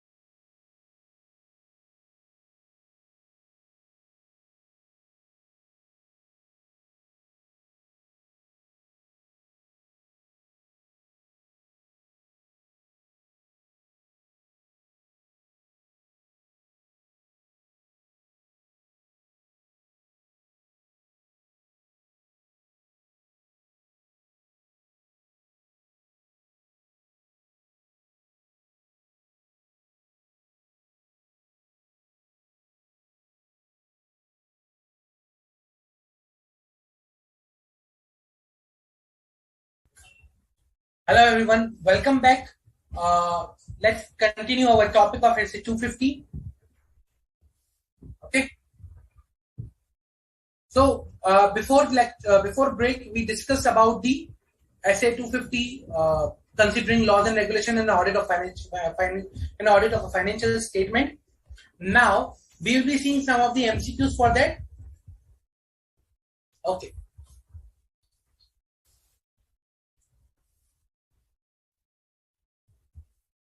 Let us discuss some of the MCQs. As per Mr. Lee, one of the directors of the Chief Finance Directors and CFO of Good Books Limited, the auditor is responsible for identification of all non-compliance with laws and regulations applicable to the organization. They should detect all the non-compliance of the laws and regulations while performing their audit. SA 250, as per SA 250, what will be your opinion as an engagement partner of the audit team on this? So you need to provide what is your opinion that whether the auditor is required to detect or not. Pretty easy. Let's see the option. Yes, auditor is responsible for identification and detection of all the non-compliances of laws and regulations which are applicable to the organization. As per SF 250, the auditor is only responsible for the identification of non-compliances of laws and regulations which are directly applicable to the entity in preparation and presentation of their general purpose financial statement. For example, Income Tax Act, Companies Act, SEBI regulations.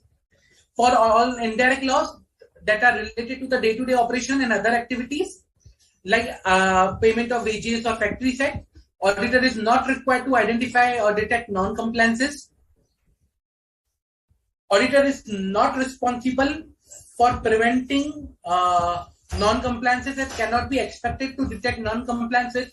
All the laws and regulations, owing to the inherent limitation of an audit, there is an unavoidable risk that is that some material misstatement relating to the non-compliance with all the laws and regulations in the financial statement may not be detected.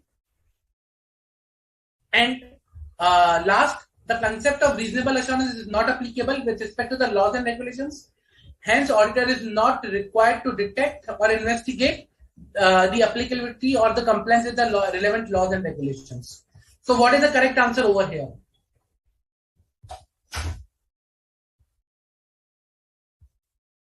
Yes, the auditor is responsible for identification.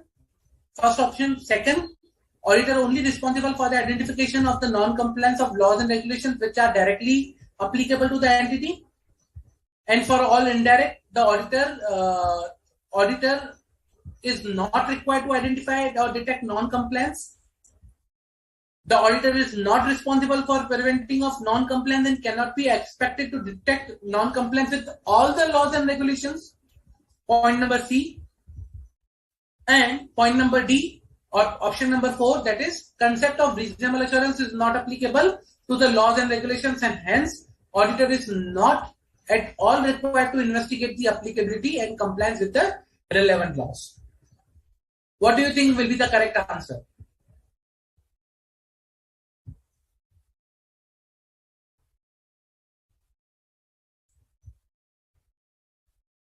So, correct, Jay. So, in the current case, let's understand the options and then we'll identify the correct answer. First one says that auditor is responsible for identification, detection of all the non-compliance. Sorry, that is not the responsibility of the auditor. Auditor's responsibility is not to detect all the non-compliances. So the first one is incorrect because it is not the responsibility of auditor to detect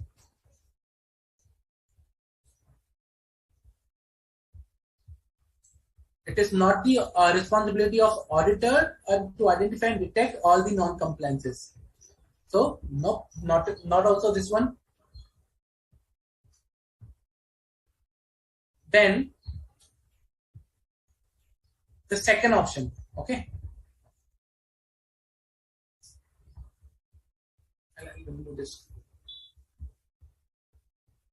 So because of this, I say it's the wrong answer. Second one, SA 250, the auditor is only responsible for identification of non-compliance of laws and regulations which are directly applicable. For the indirect, so what is saying is, for direct, I am responsible. Auditor is only responsible for direct, which are direct. For all indirect, auditor is not required to identify. Auditor is not required. Then, is it so? Like for direct only we are required to identify, for indirect we are not? Answer is no. For indirect there is some responsibility. We'll see that. Option number 3. Auditor is not responsible for preventing non-compliance and cannot be expected to detect non-compliance with all the laws and regulations. That is correct. Owing to the inherent limitations of an audit, there is an unavoidable risk that some material misstatement relating to the non-compliance with laws and regulations in the financial statement may not be detected. So this is the correct. And again, if 3 is correct, the concept of reasonable assurance is not applicable. That is wrong, because with respect to the indirect one, we are required to provide reasonable assurance. Even with the direct one, for direct one, the reasonable assurance with the compliance. For the indirect one, reasonable assurance with respect to the non-compliance, material non-compliances. So reasonable assurance is applicable. So hence, 4th is also incorrect. So correct answer is 3rd. Okay. Then let us go with another question. Okay.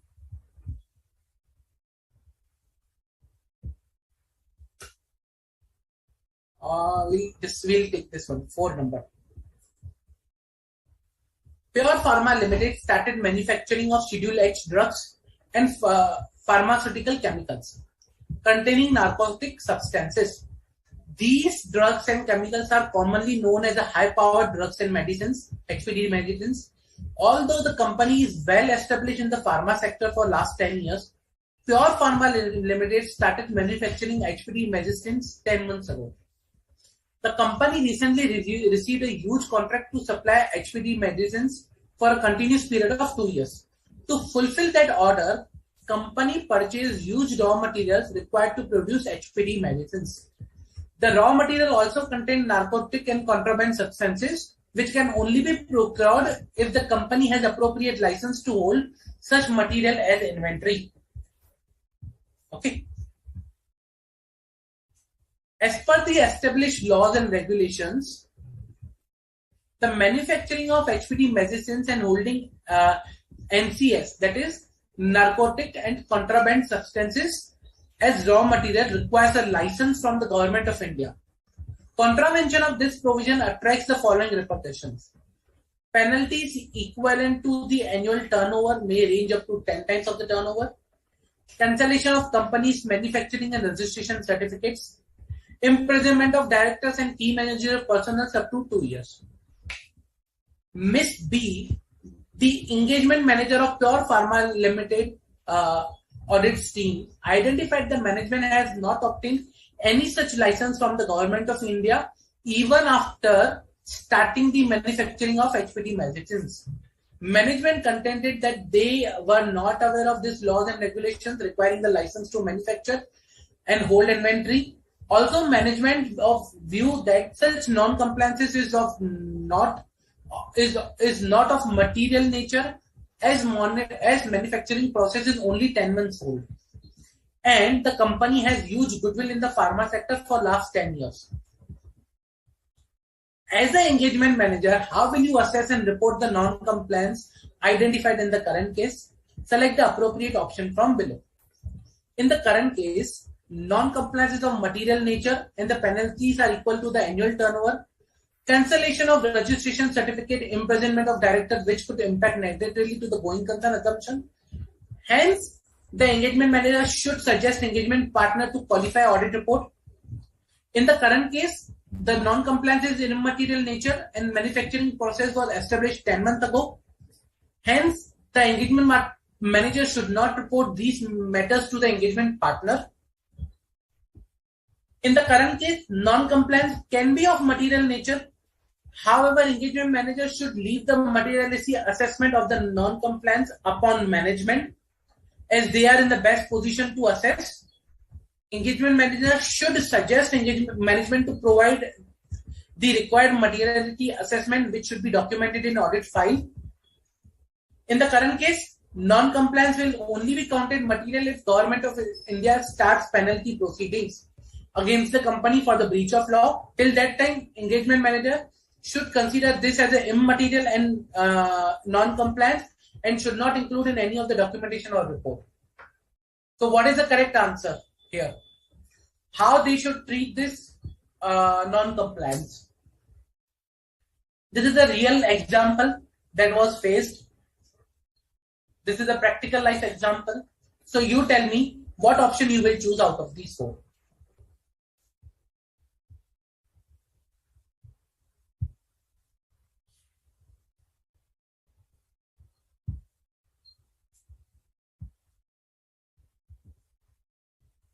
Come on, guys.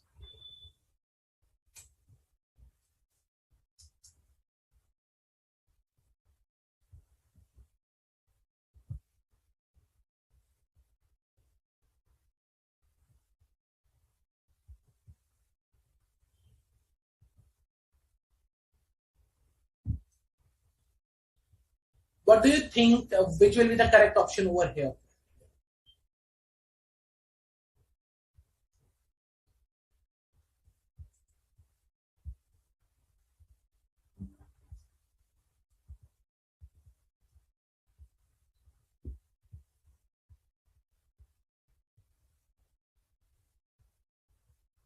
What is the correct option do you think, guys, will be there out of 1 to 4?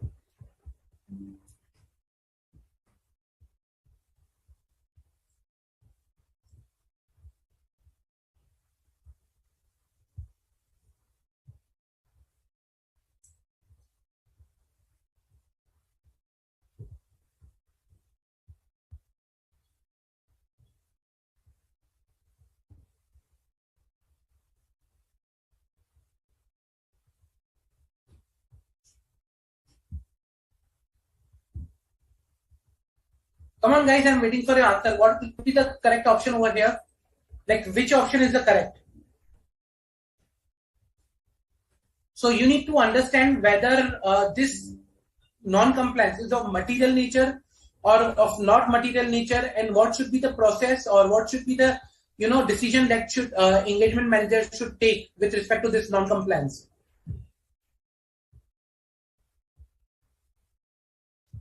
We already discussed this particular exam, topic. It's on the same line that the discussion we had.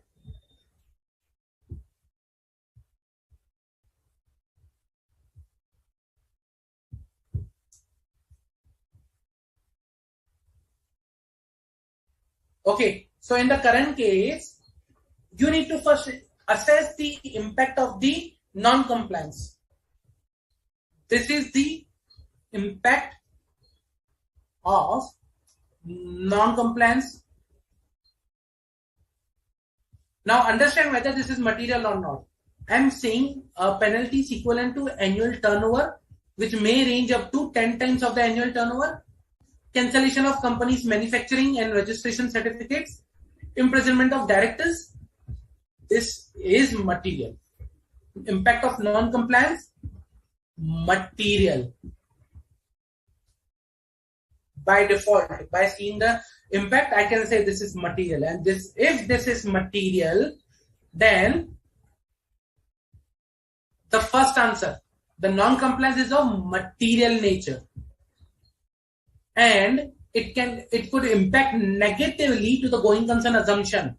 Hence, engagement manager should suggest the engagement partner to qualify the audit report or even issue the adverse opinion if if there is a material non-compliance. Here it is a material non-compliance. So the correct option will be A. Why not 2, 3, 4? 2, because it is not of a so it is either immaterial nature. That is wrong. Then in the next case, it says that engagement manager should leave the materiality assessment of non-compliance upon management. Again, that is wrong. You should be doing the materiality assessment. In current case, non-compliance will only be counted if material if Government of India starts penalty proceeding. Wrong. It is not when the penalty proceeding starts. It's about the nature and the impact that we assess. So option A is the correct one. Correct, Jay.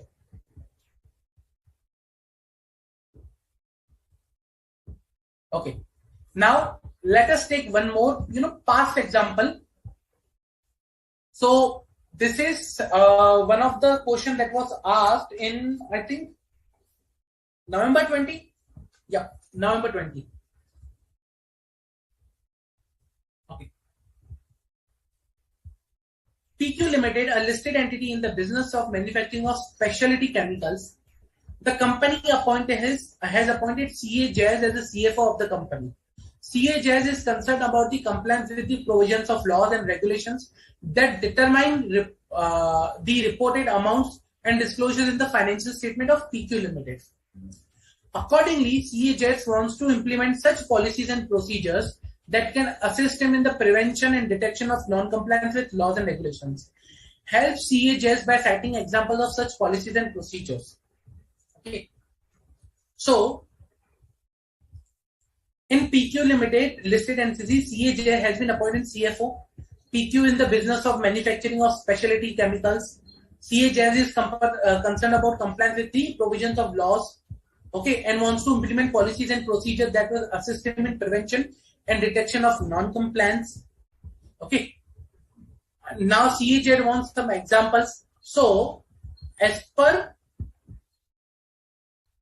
SA 250, consideration of laws and regulation in an audit of financial statement, the following are the examples of the type of policies and procedures PQ Limited may implement to assist in the prevention and detection of non-compliance. Monitoring legal requirements, ensuring that operating procedures are designed to meet this requirement, instituting and operating appropriate system of internal controls, developing, publicizing the following the code, ensuring employees are properly trained and understand the code, monitoring compliance with the code, engaging legal advisors, maintaining a register of significant laws and regulations. So these are some policies and procedures that can be implemented. Okay. These are the suggestive ones, and there can be more. If you identify some more policies and procedures, there can be more also, but these are the suggested ones as per SA 250. Clear?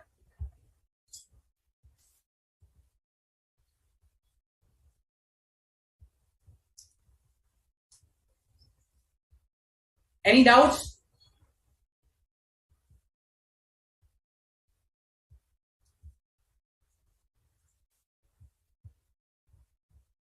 See, this is one of the important topic, one of the important essay, because compliance with laws and regulations, that is something, considered to be a very important one. Okay. Let me check if I have one more question. We can discuss that also. That was an important one if I remember.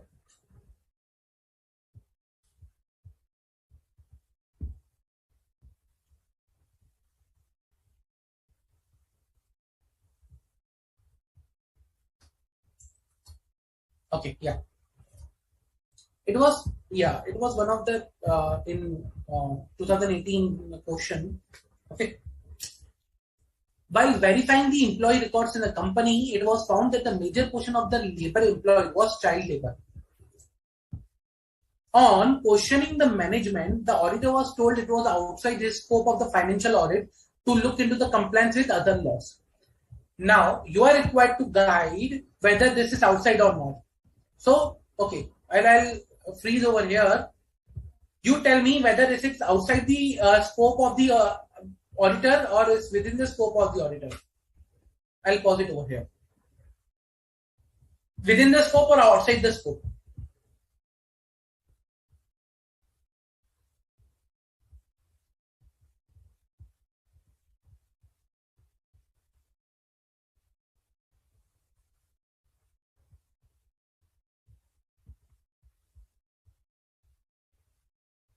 You tell me this is within the scope of the auditor or outside. While verifying employee records, auditor identified that there was a major portion of labor employed was a child labor. Now, management is saying that, okay, this is outside the scope of the financial audit. You shouldn't be looking into this. You tell me, within scope, outside scope. Correct, Jay?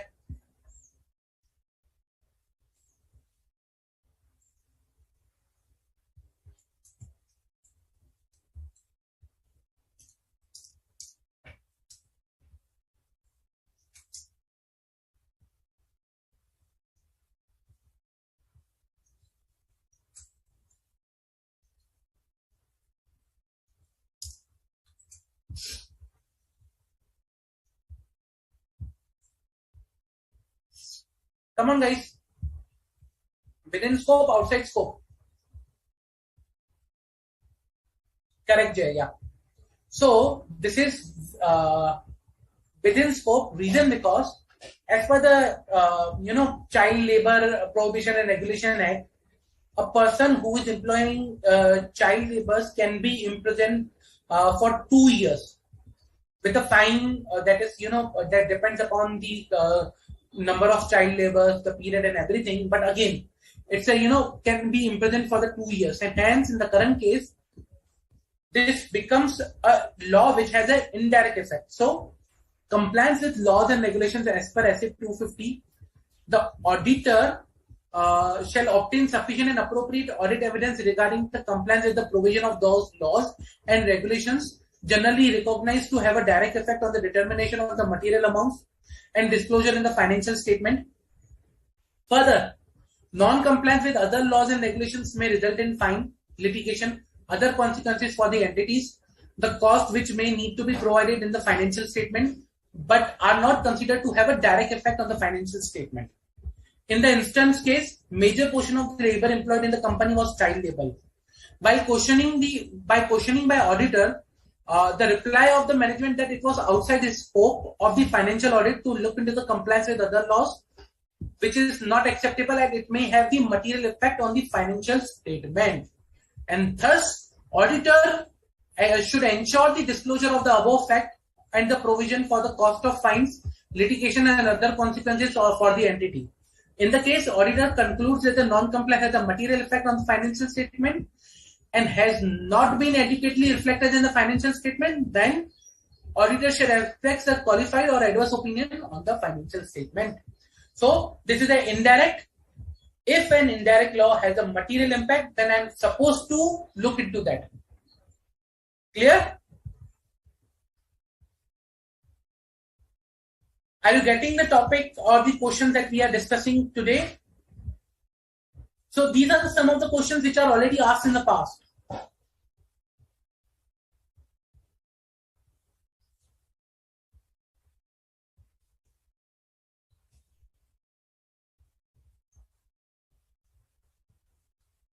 Any doubt, guys? Any doubt with respect to any of the question or any of the provision of requirement of standard? Any doubt?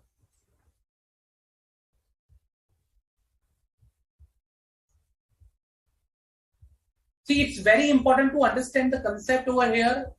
That's why I'm trying to cover as much practical as possible.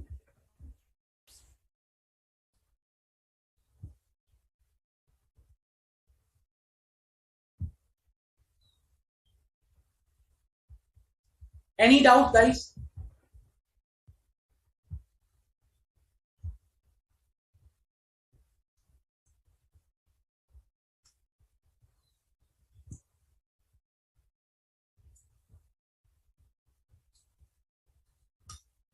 No?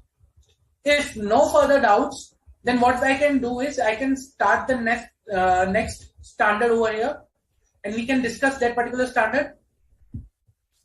Okay, no issues. So, if no further doubt,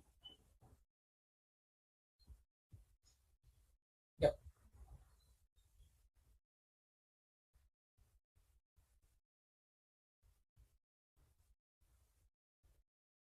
Sure, Jay.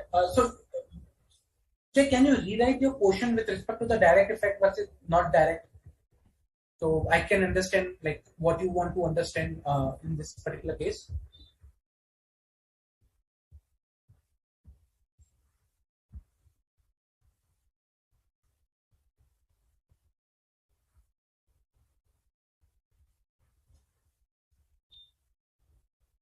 Okay.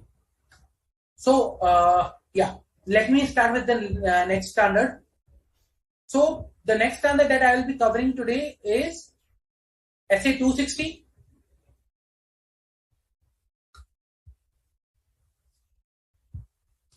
So SA 260 is the standard that I will be covering now.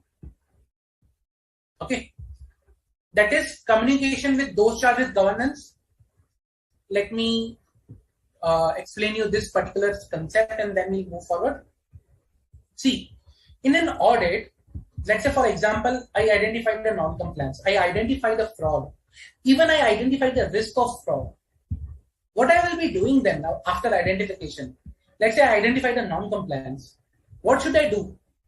I need to communicate with the management or those charged with governance. We saw at a multiple stages that okay, we are required to communicate few things with the management or those charged with governance. Now, how to communicate, what things we should take care while communication with the those charged with governance, or what are the points that we should be focusing on, that is something this standard will provide. Other standards provide, okay, when you are required to communicate or when you are, required to provide the information to the those charged with governance, this standard provides how to communicate and what are the things that you should be taking care while communicating. Okay. So, as the name suggests, communication with those charged with governance. Okay. And here, the auditor's responsibility with respect to SA 260 or under SA 260 is that auditor is required to communicate with those charged with governance in the audit of a financial statement. Now, communication will depend upon the size, structure, identifications of the items on the various methods that we'll see, but in no case it establishes a requirement to communicate with the management or owners. So this standard doesn't deal with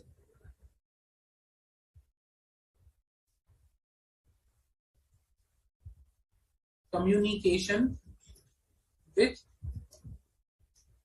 management and owners. So this standard does not talk about communication with management or owners. No, we are talking about communication with those charged with governance. There's a difference between both. Okay, unless if those charged with governance are management and owners, then that's a different story. Okay, but this standard does not require you to communicate with the management and owners. This establishes the responsibility with governance, communication with those charged with governance. Okay.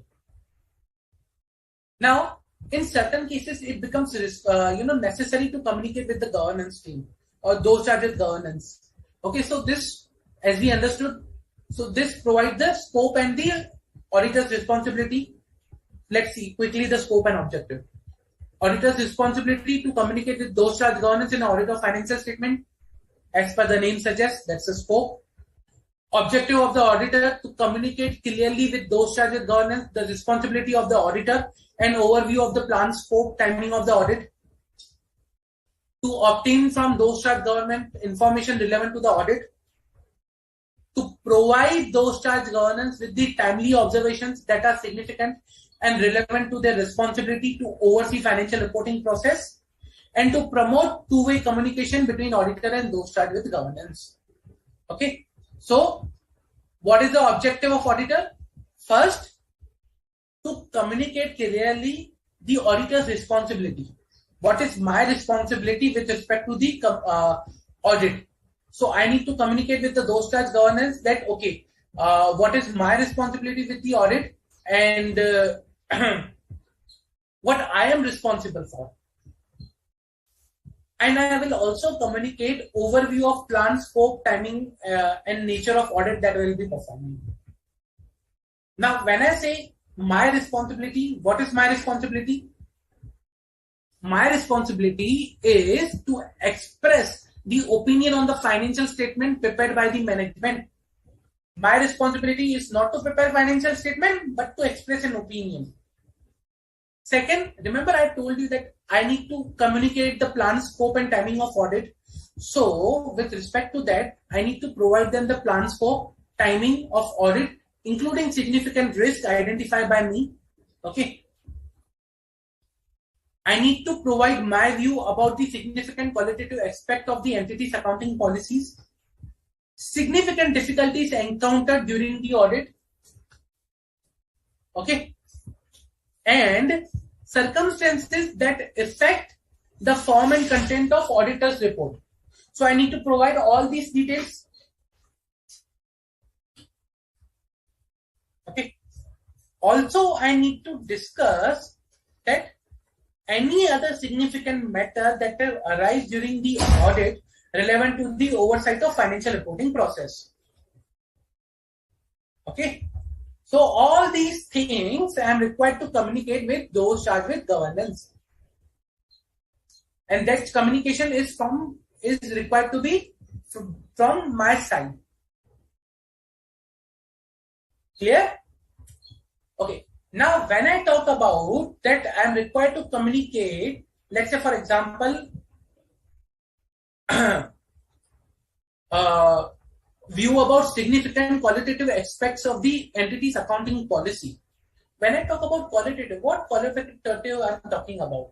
So when I say auditor's view about significant qualitative aspects of the entity accounting practice, it includes, accounting policies, estimates, financial disclosures that I will be that management is making during this particular audit. So while preparing the financial statement, they might be making some estimates, some judgments, some assumptions. So I will be looking onto those assumptions, estimates, and judgment, and accordingly I need to report. So for example, let's say there is a particular critical accounting estimate, okay, the management has made. Now I will be looking into that estimate, whether that estimate is appropriate, and there is a particular standard on to that. So I will be applying that standard, I will be performing my duties and responsibilities, I will be evaluating that estimate, and then from that particular area I will be communicating with the management what I think about that particular estimate. Okay. So there are certain things, that as an auditor, I need to communicate with the management. Let's say, for example, significant difficulties encountered during the audit. Now, if you are performing the audit and management is not supporting you, if they are not providing you the data, let's say, for example, there is a huge delay, okay, in providing the data, or management is providing you half information, or management is not cooperating with you, then these things you are required to communicate with those charged with governance. Okay. Any event that is impacting your audit report. Okay. So circumstances that affect the form and content of the audit report. Let's say, for example, if any of the things that I have identified might impact, requires me to modify my opinion. If there is something that requires me to modify my opinion, then I need to, that will impact my form and content of the audit report. I'm required to communicate that also. Like, okay, instances where I will be, modifying my opinion, or let's say I'm including a paragraph on the material uncertainty relating to the going concern, or I'm, anything which I'm including into the emphasis of matter paragraph, SA 706. Or is there anything, I might be including into other matter paragraph, again SA 706.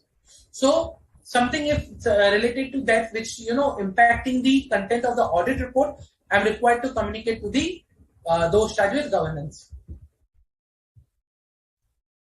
Other significant matters that might have arisen during my audit, that can be some non-compliance can be there, some other matters there can be there where I need to bring attention of those charged with governance. So all these things I am required to communicate to them. Okay. Other than this, what I'm required to communicate. Other than this, what I'm required to communicate is about my independence. So I'm required to communicate a statement that engagement team members and other in the firm have complied with the relevant ethical requirements regarding the independence. So I'm required to communicate about my independence. Just a minute.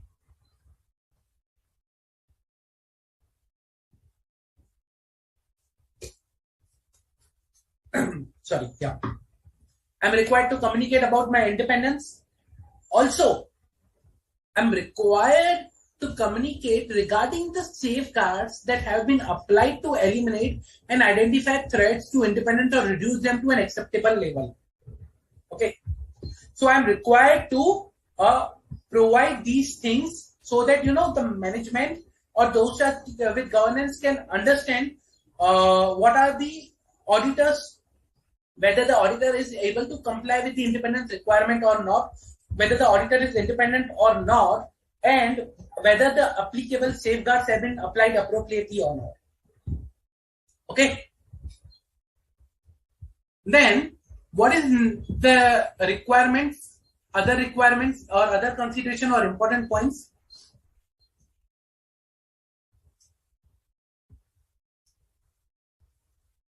I need to communicate in writing and specify all the required points in the communication. Okay. On timely basis, I need to provide and adequacy of the communication. So what will happen is, let's say for example, I identify 3 points to communicate.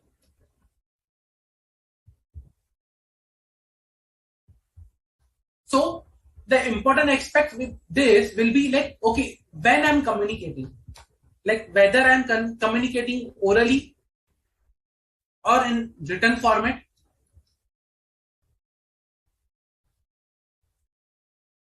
When I am communicating, okay, when I'm communicating, for example, the frequency I'm talking about can be monthly communication during audit, weekly, daily.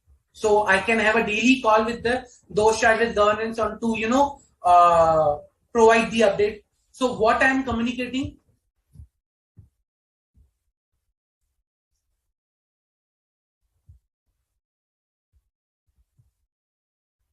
how I am communicating,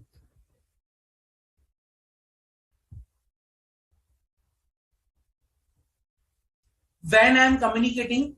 Okay. These are the certain things that I need to, ensure, and I need to provide appropriate, I need to consider according to the size, nature, and complexity involved.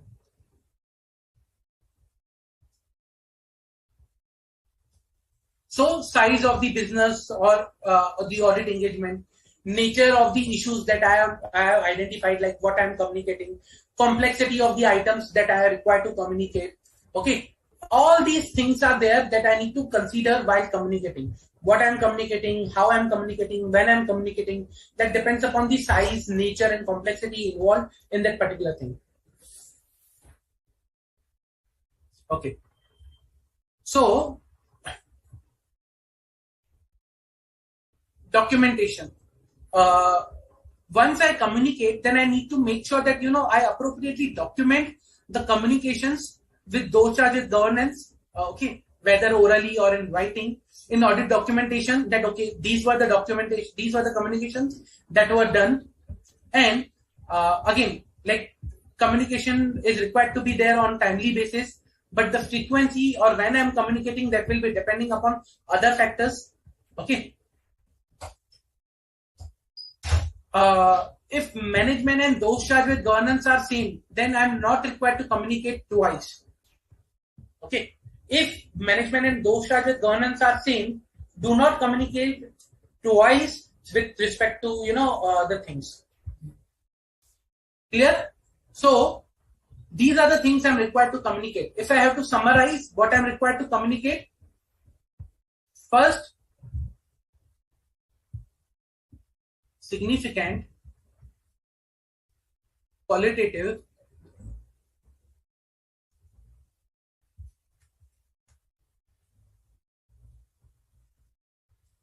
aspects of accounting policies.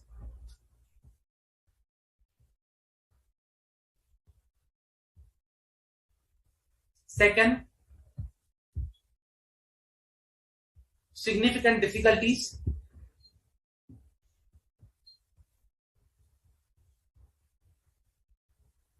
Okay.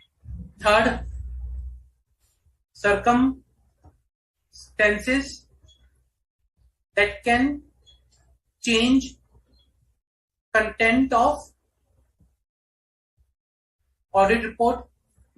Fourth, other significant matters.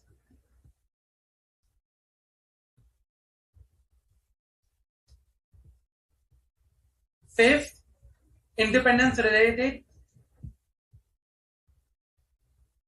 And what are the independence related? Team and personnel, okay, of the audit team are complied with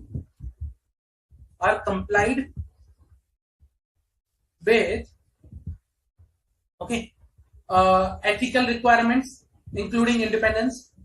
So complied with ethical requirements and independence requirement. Second, safeguards, okay, have been applied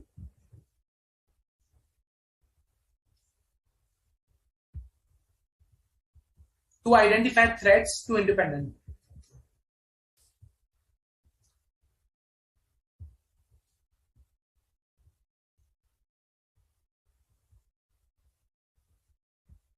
Okay, so these are the things that I'm required to communicate. I'll just highlight qualitative aspects, difficulties, circumstances that change content, significant matters, independence related. So these are the things that I'm required to communicate with those charged with governance. Okay. Now, when I talk about what are the things I'm required to communicate, I was thinking that I was talking about two-way communication. That is something it is required to be communicated from my side, auditor's side. What is the thing that I need to ask from those charged with governance? Okay, before that, there is one more thing that I need to communicate with the management or those charged with governance, not management. That is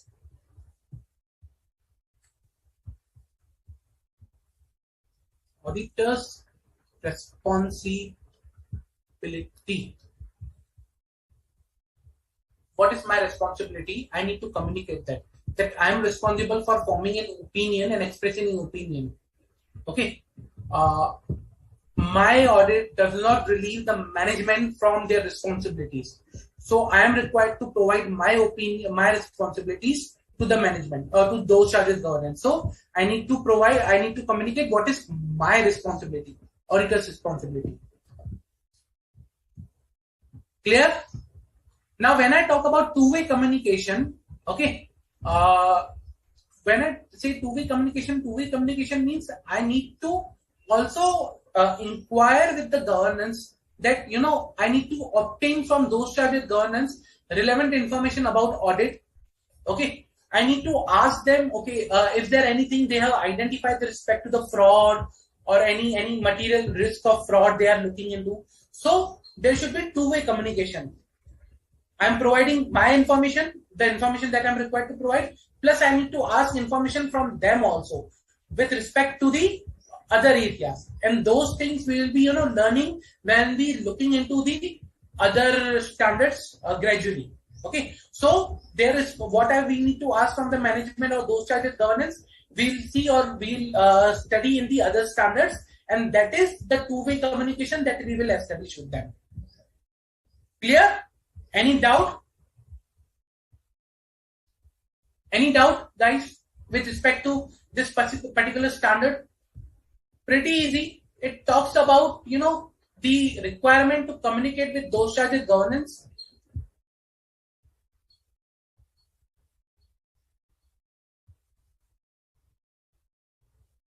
Okay, so there is one question.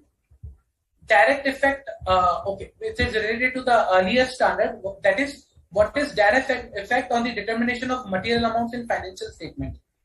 Direct effect means, let's say for example, tax loss. Now, your income tax liability that is there in your books of account, okay, will be directly determined based on the compliance with the tax laws. So these, or let's say for example, labor loss. So labor loss will decide how much of the amount you are required to recognize as a provident fund payable or provident fund liability, ESIC liability, and all those things. So these laws have a direct effect on the recognition of certain amounts in your financial statement. That's why they are known as the laws having direct effect. I hope you understood how I am talking about the direct effect. 3 points to communicate, please repeat. Okay. Which 3 points you're talking about? Can you just explain a bit so that I can discuss? So these are the points that I am required to communicate. But which 3 points you are referring? Can you just provide a bit?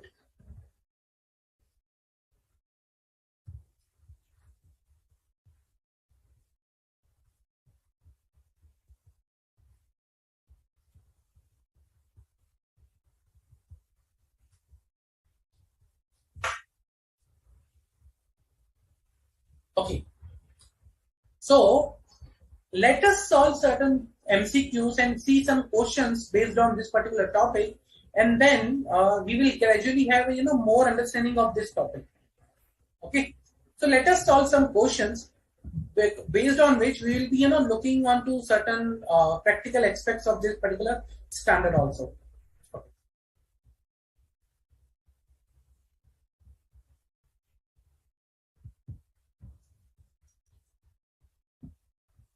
Miss V, the engagement partner of the Trips and Enjoyment Limited's audit team, did not perform the necessary communication with those charged with governance on some critical issues identifying during the course of audit. Moreover, when management identified that the engagement partner has not communicated to those charged with governance on Trips and Enjoyment Limited, they also not chose to communicate. Upon identification of this issue, the personnel charged with the governance inquired with the management and auditors as to why there was no communication of critical matters to them. Upon such inquiry, engagement partner contended that it was the responsibility of management to communicate first, and then only the audit team should communicate. However, management was of the view that they are not liable to communicate to those charged with governance. As an engagement quality control reviewer, what will be your opinion? That the auditor is responsible for communicating matters required by SA 260 to those charged with governance. Also, management has a responsibility to communicate matters of governance interest to those charged with governance. Communication by auditor does not relieve the management of this responsibility. First, this was the first option.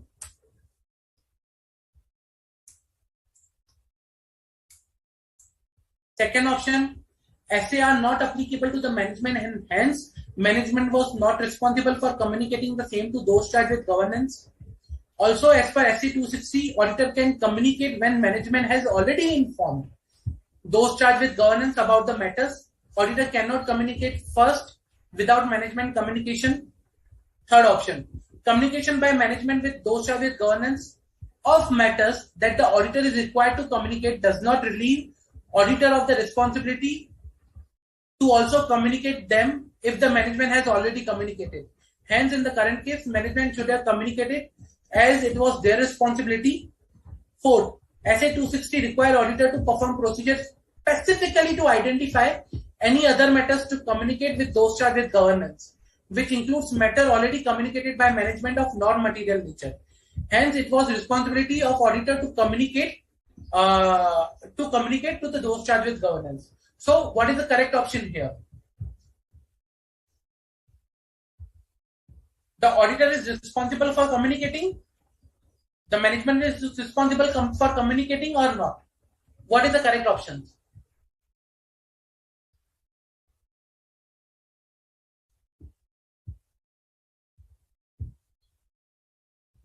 Come on, guys.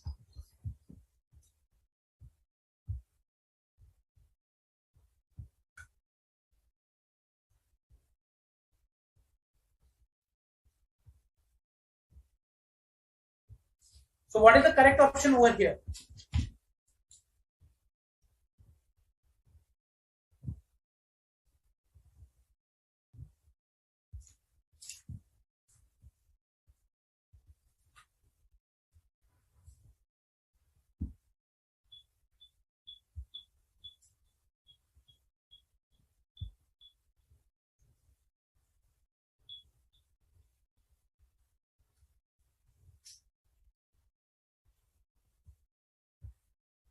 See, in the first option, what it says that auditor is responsible. Okay. Management also has a responsibility. Okay. And then communication by auditor does not relieve management. That is the first option. Second option, SAR not applicable to management. Hence, management was not responsible. Auditor can only communicate when management has already informed. So, auditor cannot communicate. That's the second option. Third option, communication by management, okay, of the matters that auditor is required does not relieve auditor the responsibility to communicate. Okay. In current case, management should have communicated and it was their responsibility. So it says it was management's responsibility. Fourth, auditor to perform procedures specifically to identify any other matter to communicate with those charged with governance. Hence, it was responsibility of auditor to communicate. So, what is the correct option? 1, 2, 3, 4.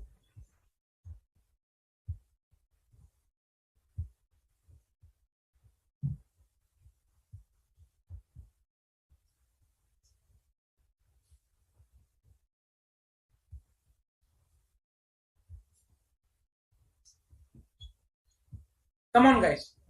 What is the correct option? 1, 2, 3, 4.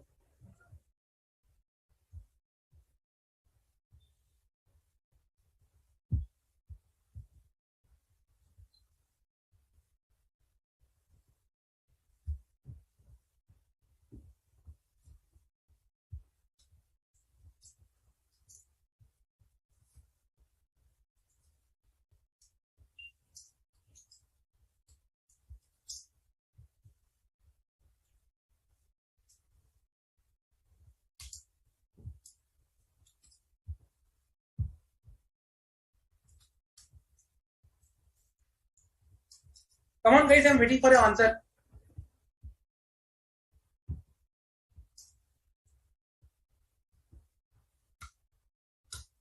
So,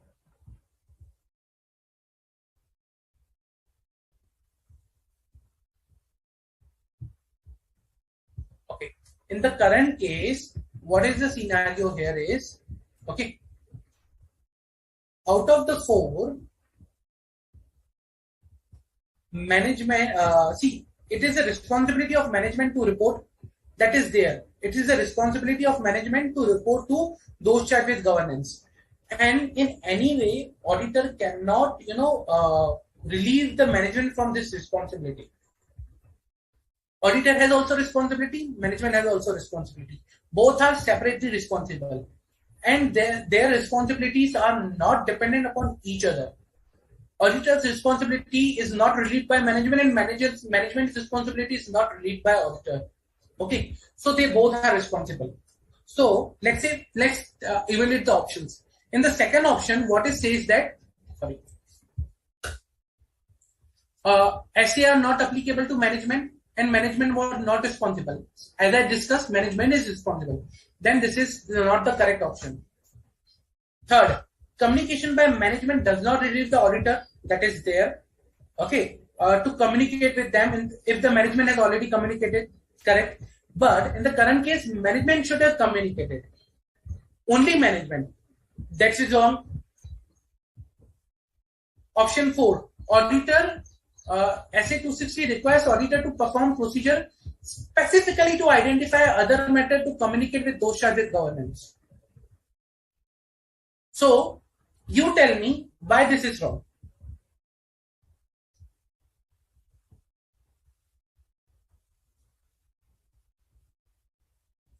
Why this is wrong?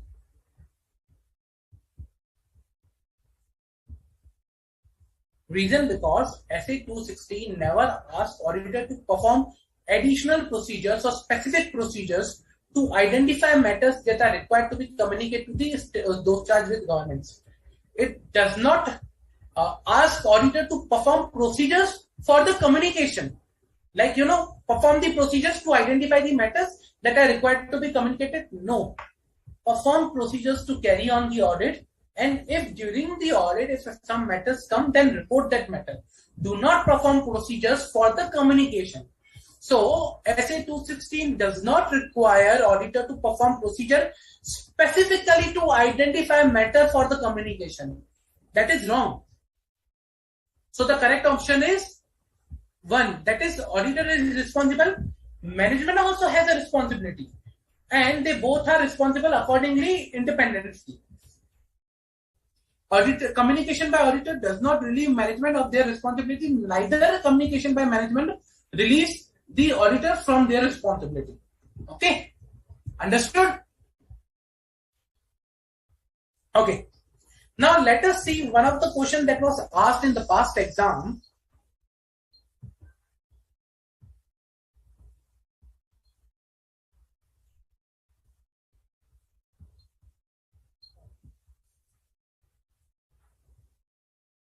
Let me bring up on the screen that particular question.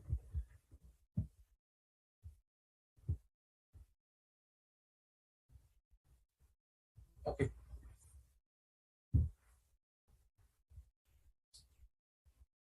That was November 20 question. Mr. BK partner in Messrs. BK and Associate, as a part of audit presentation to the audit committee of Messrs. XYZ Limited, a listed company, highlighted the following: difficulties faced during the audit, disagreement with management, management letter points, draft management representation letter to be provided by company in connection with the audit. Some of the audit committee were not happy with the above presentation and asked Mr. BK to take it back and submit directly to the board. They believe that the audit committee is not the forum for discussing such problems, and this has to be sorted out between auditors and management. Please comment on above. Okay. Now, as per SA 260, what are the things that management is required to discuss? What are the things that auditor is required to communicate with those charged with governance? So, they need to discuss, okay, over here, yeah. Mandatory review areas of the audit committee. So as per SA 260, communication with those charged with governance, the statutory auditor of companies having an obligation to bring certain matters to the attention of those charged with governance, such as difficulties faced by them during audit, disagreement with management, management letter points, draft management representation letter to be provided by the company in connection with the audit. Further, audit committee is also having an obligation mandatorily to review certain areas before providing their recommendation input to the board. Given below are the required to be mandatory reviewed by the audit committee in the case of listed companies. Management discussion and analysis of financial condition and results of operations, statement of significant related party transactions, management letters, letter of internal control weakness issued by statutory auditor, internal auditor reports related to the internal control weakness. So these are certain items that the audit committee is required to review in case of a listed entity. Okay. Now, auditor should have further ascertained whether management discussions and analysis report include discussion on the matters stipulated, whether certain deficiencies or adverse findings are noted in the audit committee, and whether the auditor will be required to see that these have been suitably dealt by the management in the report on the corporate governance or not. So these are the things auditor is also required to review over and above the discussion. In the instance case, Mr. BK, partner in Messrs. BK and Associate, highlighted the fact such difficulties faced during the audit, disagreement with management, management letter points, draft letters, management letters to be provided by company in connection to the audit. However, some committee members were not happy. So the contention of those audit committee members regarding the problem to be sorted out between auditor and management is not in order with the audit committee, because this is required as per the SEBI LODR regulations also. Plus, as per the SA 260, auditor is also required to communicate. So there is a two-way responsibility. SEBI LODR says that audit committee is required to look into these particular things. Plus, SA 260 says that auditor is required to communicate. So two-way responsibility is established, and you are required to answer in such a way. Okay. So this question deals not only with the SA 260 plus SEBI LODR requirements also. Understood? Any doubt? So remember, when I was discussing the standard, I was talking about two-way communication. So it is not only the auditor is required to provide the detail to the management, but it's on the other way around. The management also is required, those chartered governance are also required to look into those matters. And there are certain laws and regulations which mandate the audit committee or those chartered governance to look into those matters. One of them is the SEBI LODR regulations for the listed entity. Any doubt, guys? Any doubt? Yes, Jack. So, significant difficulties, circumstances that change the content of audit report and qualitative aspect of accounting policies and estimates. These are the points that auditor is required to communicate to those charged with governance. Significant difficulties means any issue that they have faced during the audit, like management is not providing data or management is not cooperating. Circumstances that change the content of audit report, that is something, modification or clarification of the audit report. Emphasis on matter paragraph, other matter paragraph, going concern related. Qualitative aspect of accounting policies is like they will be analyzing accounting estimate, fair value estimate, and accordingly they are required to report to those charged with governance with respect to those accounting policies and estimates. I hope I'm clear. So guys, these were the three standards that we discussed today. Okay. SA 250 that we discussed laws and regulations. At SA 240, auditor's responsibility with respect to the fraud in a financial statement, and SA 260, communication with those charged with governance. Clear?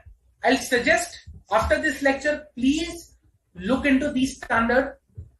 Read, okay, come up with your questions in the next lecture. Try to solve as many questions possible.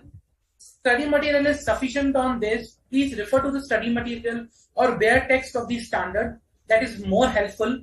Okay, and please, even in the next lecture, be ready with these standard that we are going to discuss. Read in advance so that you will be able to discuss the questions that you already have, and you will be able to understand the standard in more detail. Also, please provide your feedback with respect to the lectures, whether you are liking it, how it is going, what additional you need on the app. It is very important for us to understand your feedback, your views about this particular lectures. Okay, guys, please read and come and ask questions as much as you can.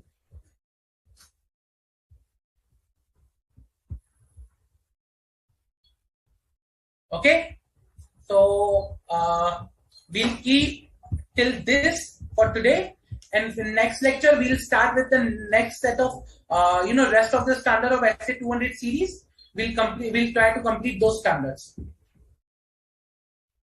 Okay, thank you guys. Thank you for participating in the lecture. Thank you for your time.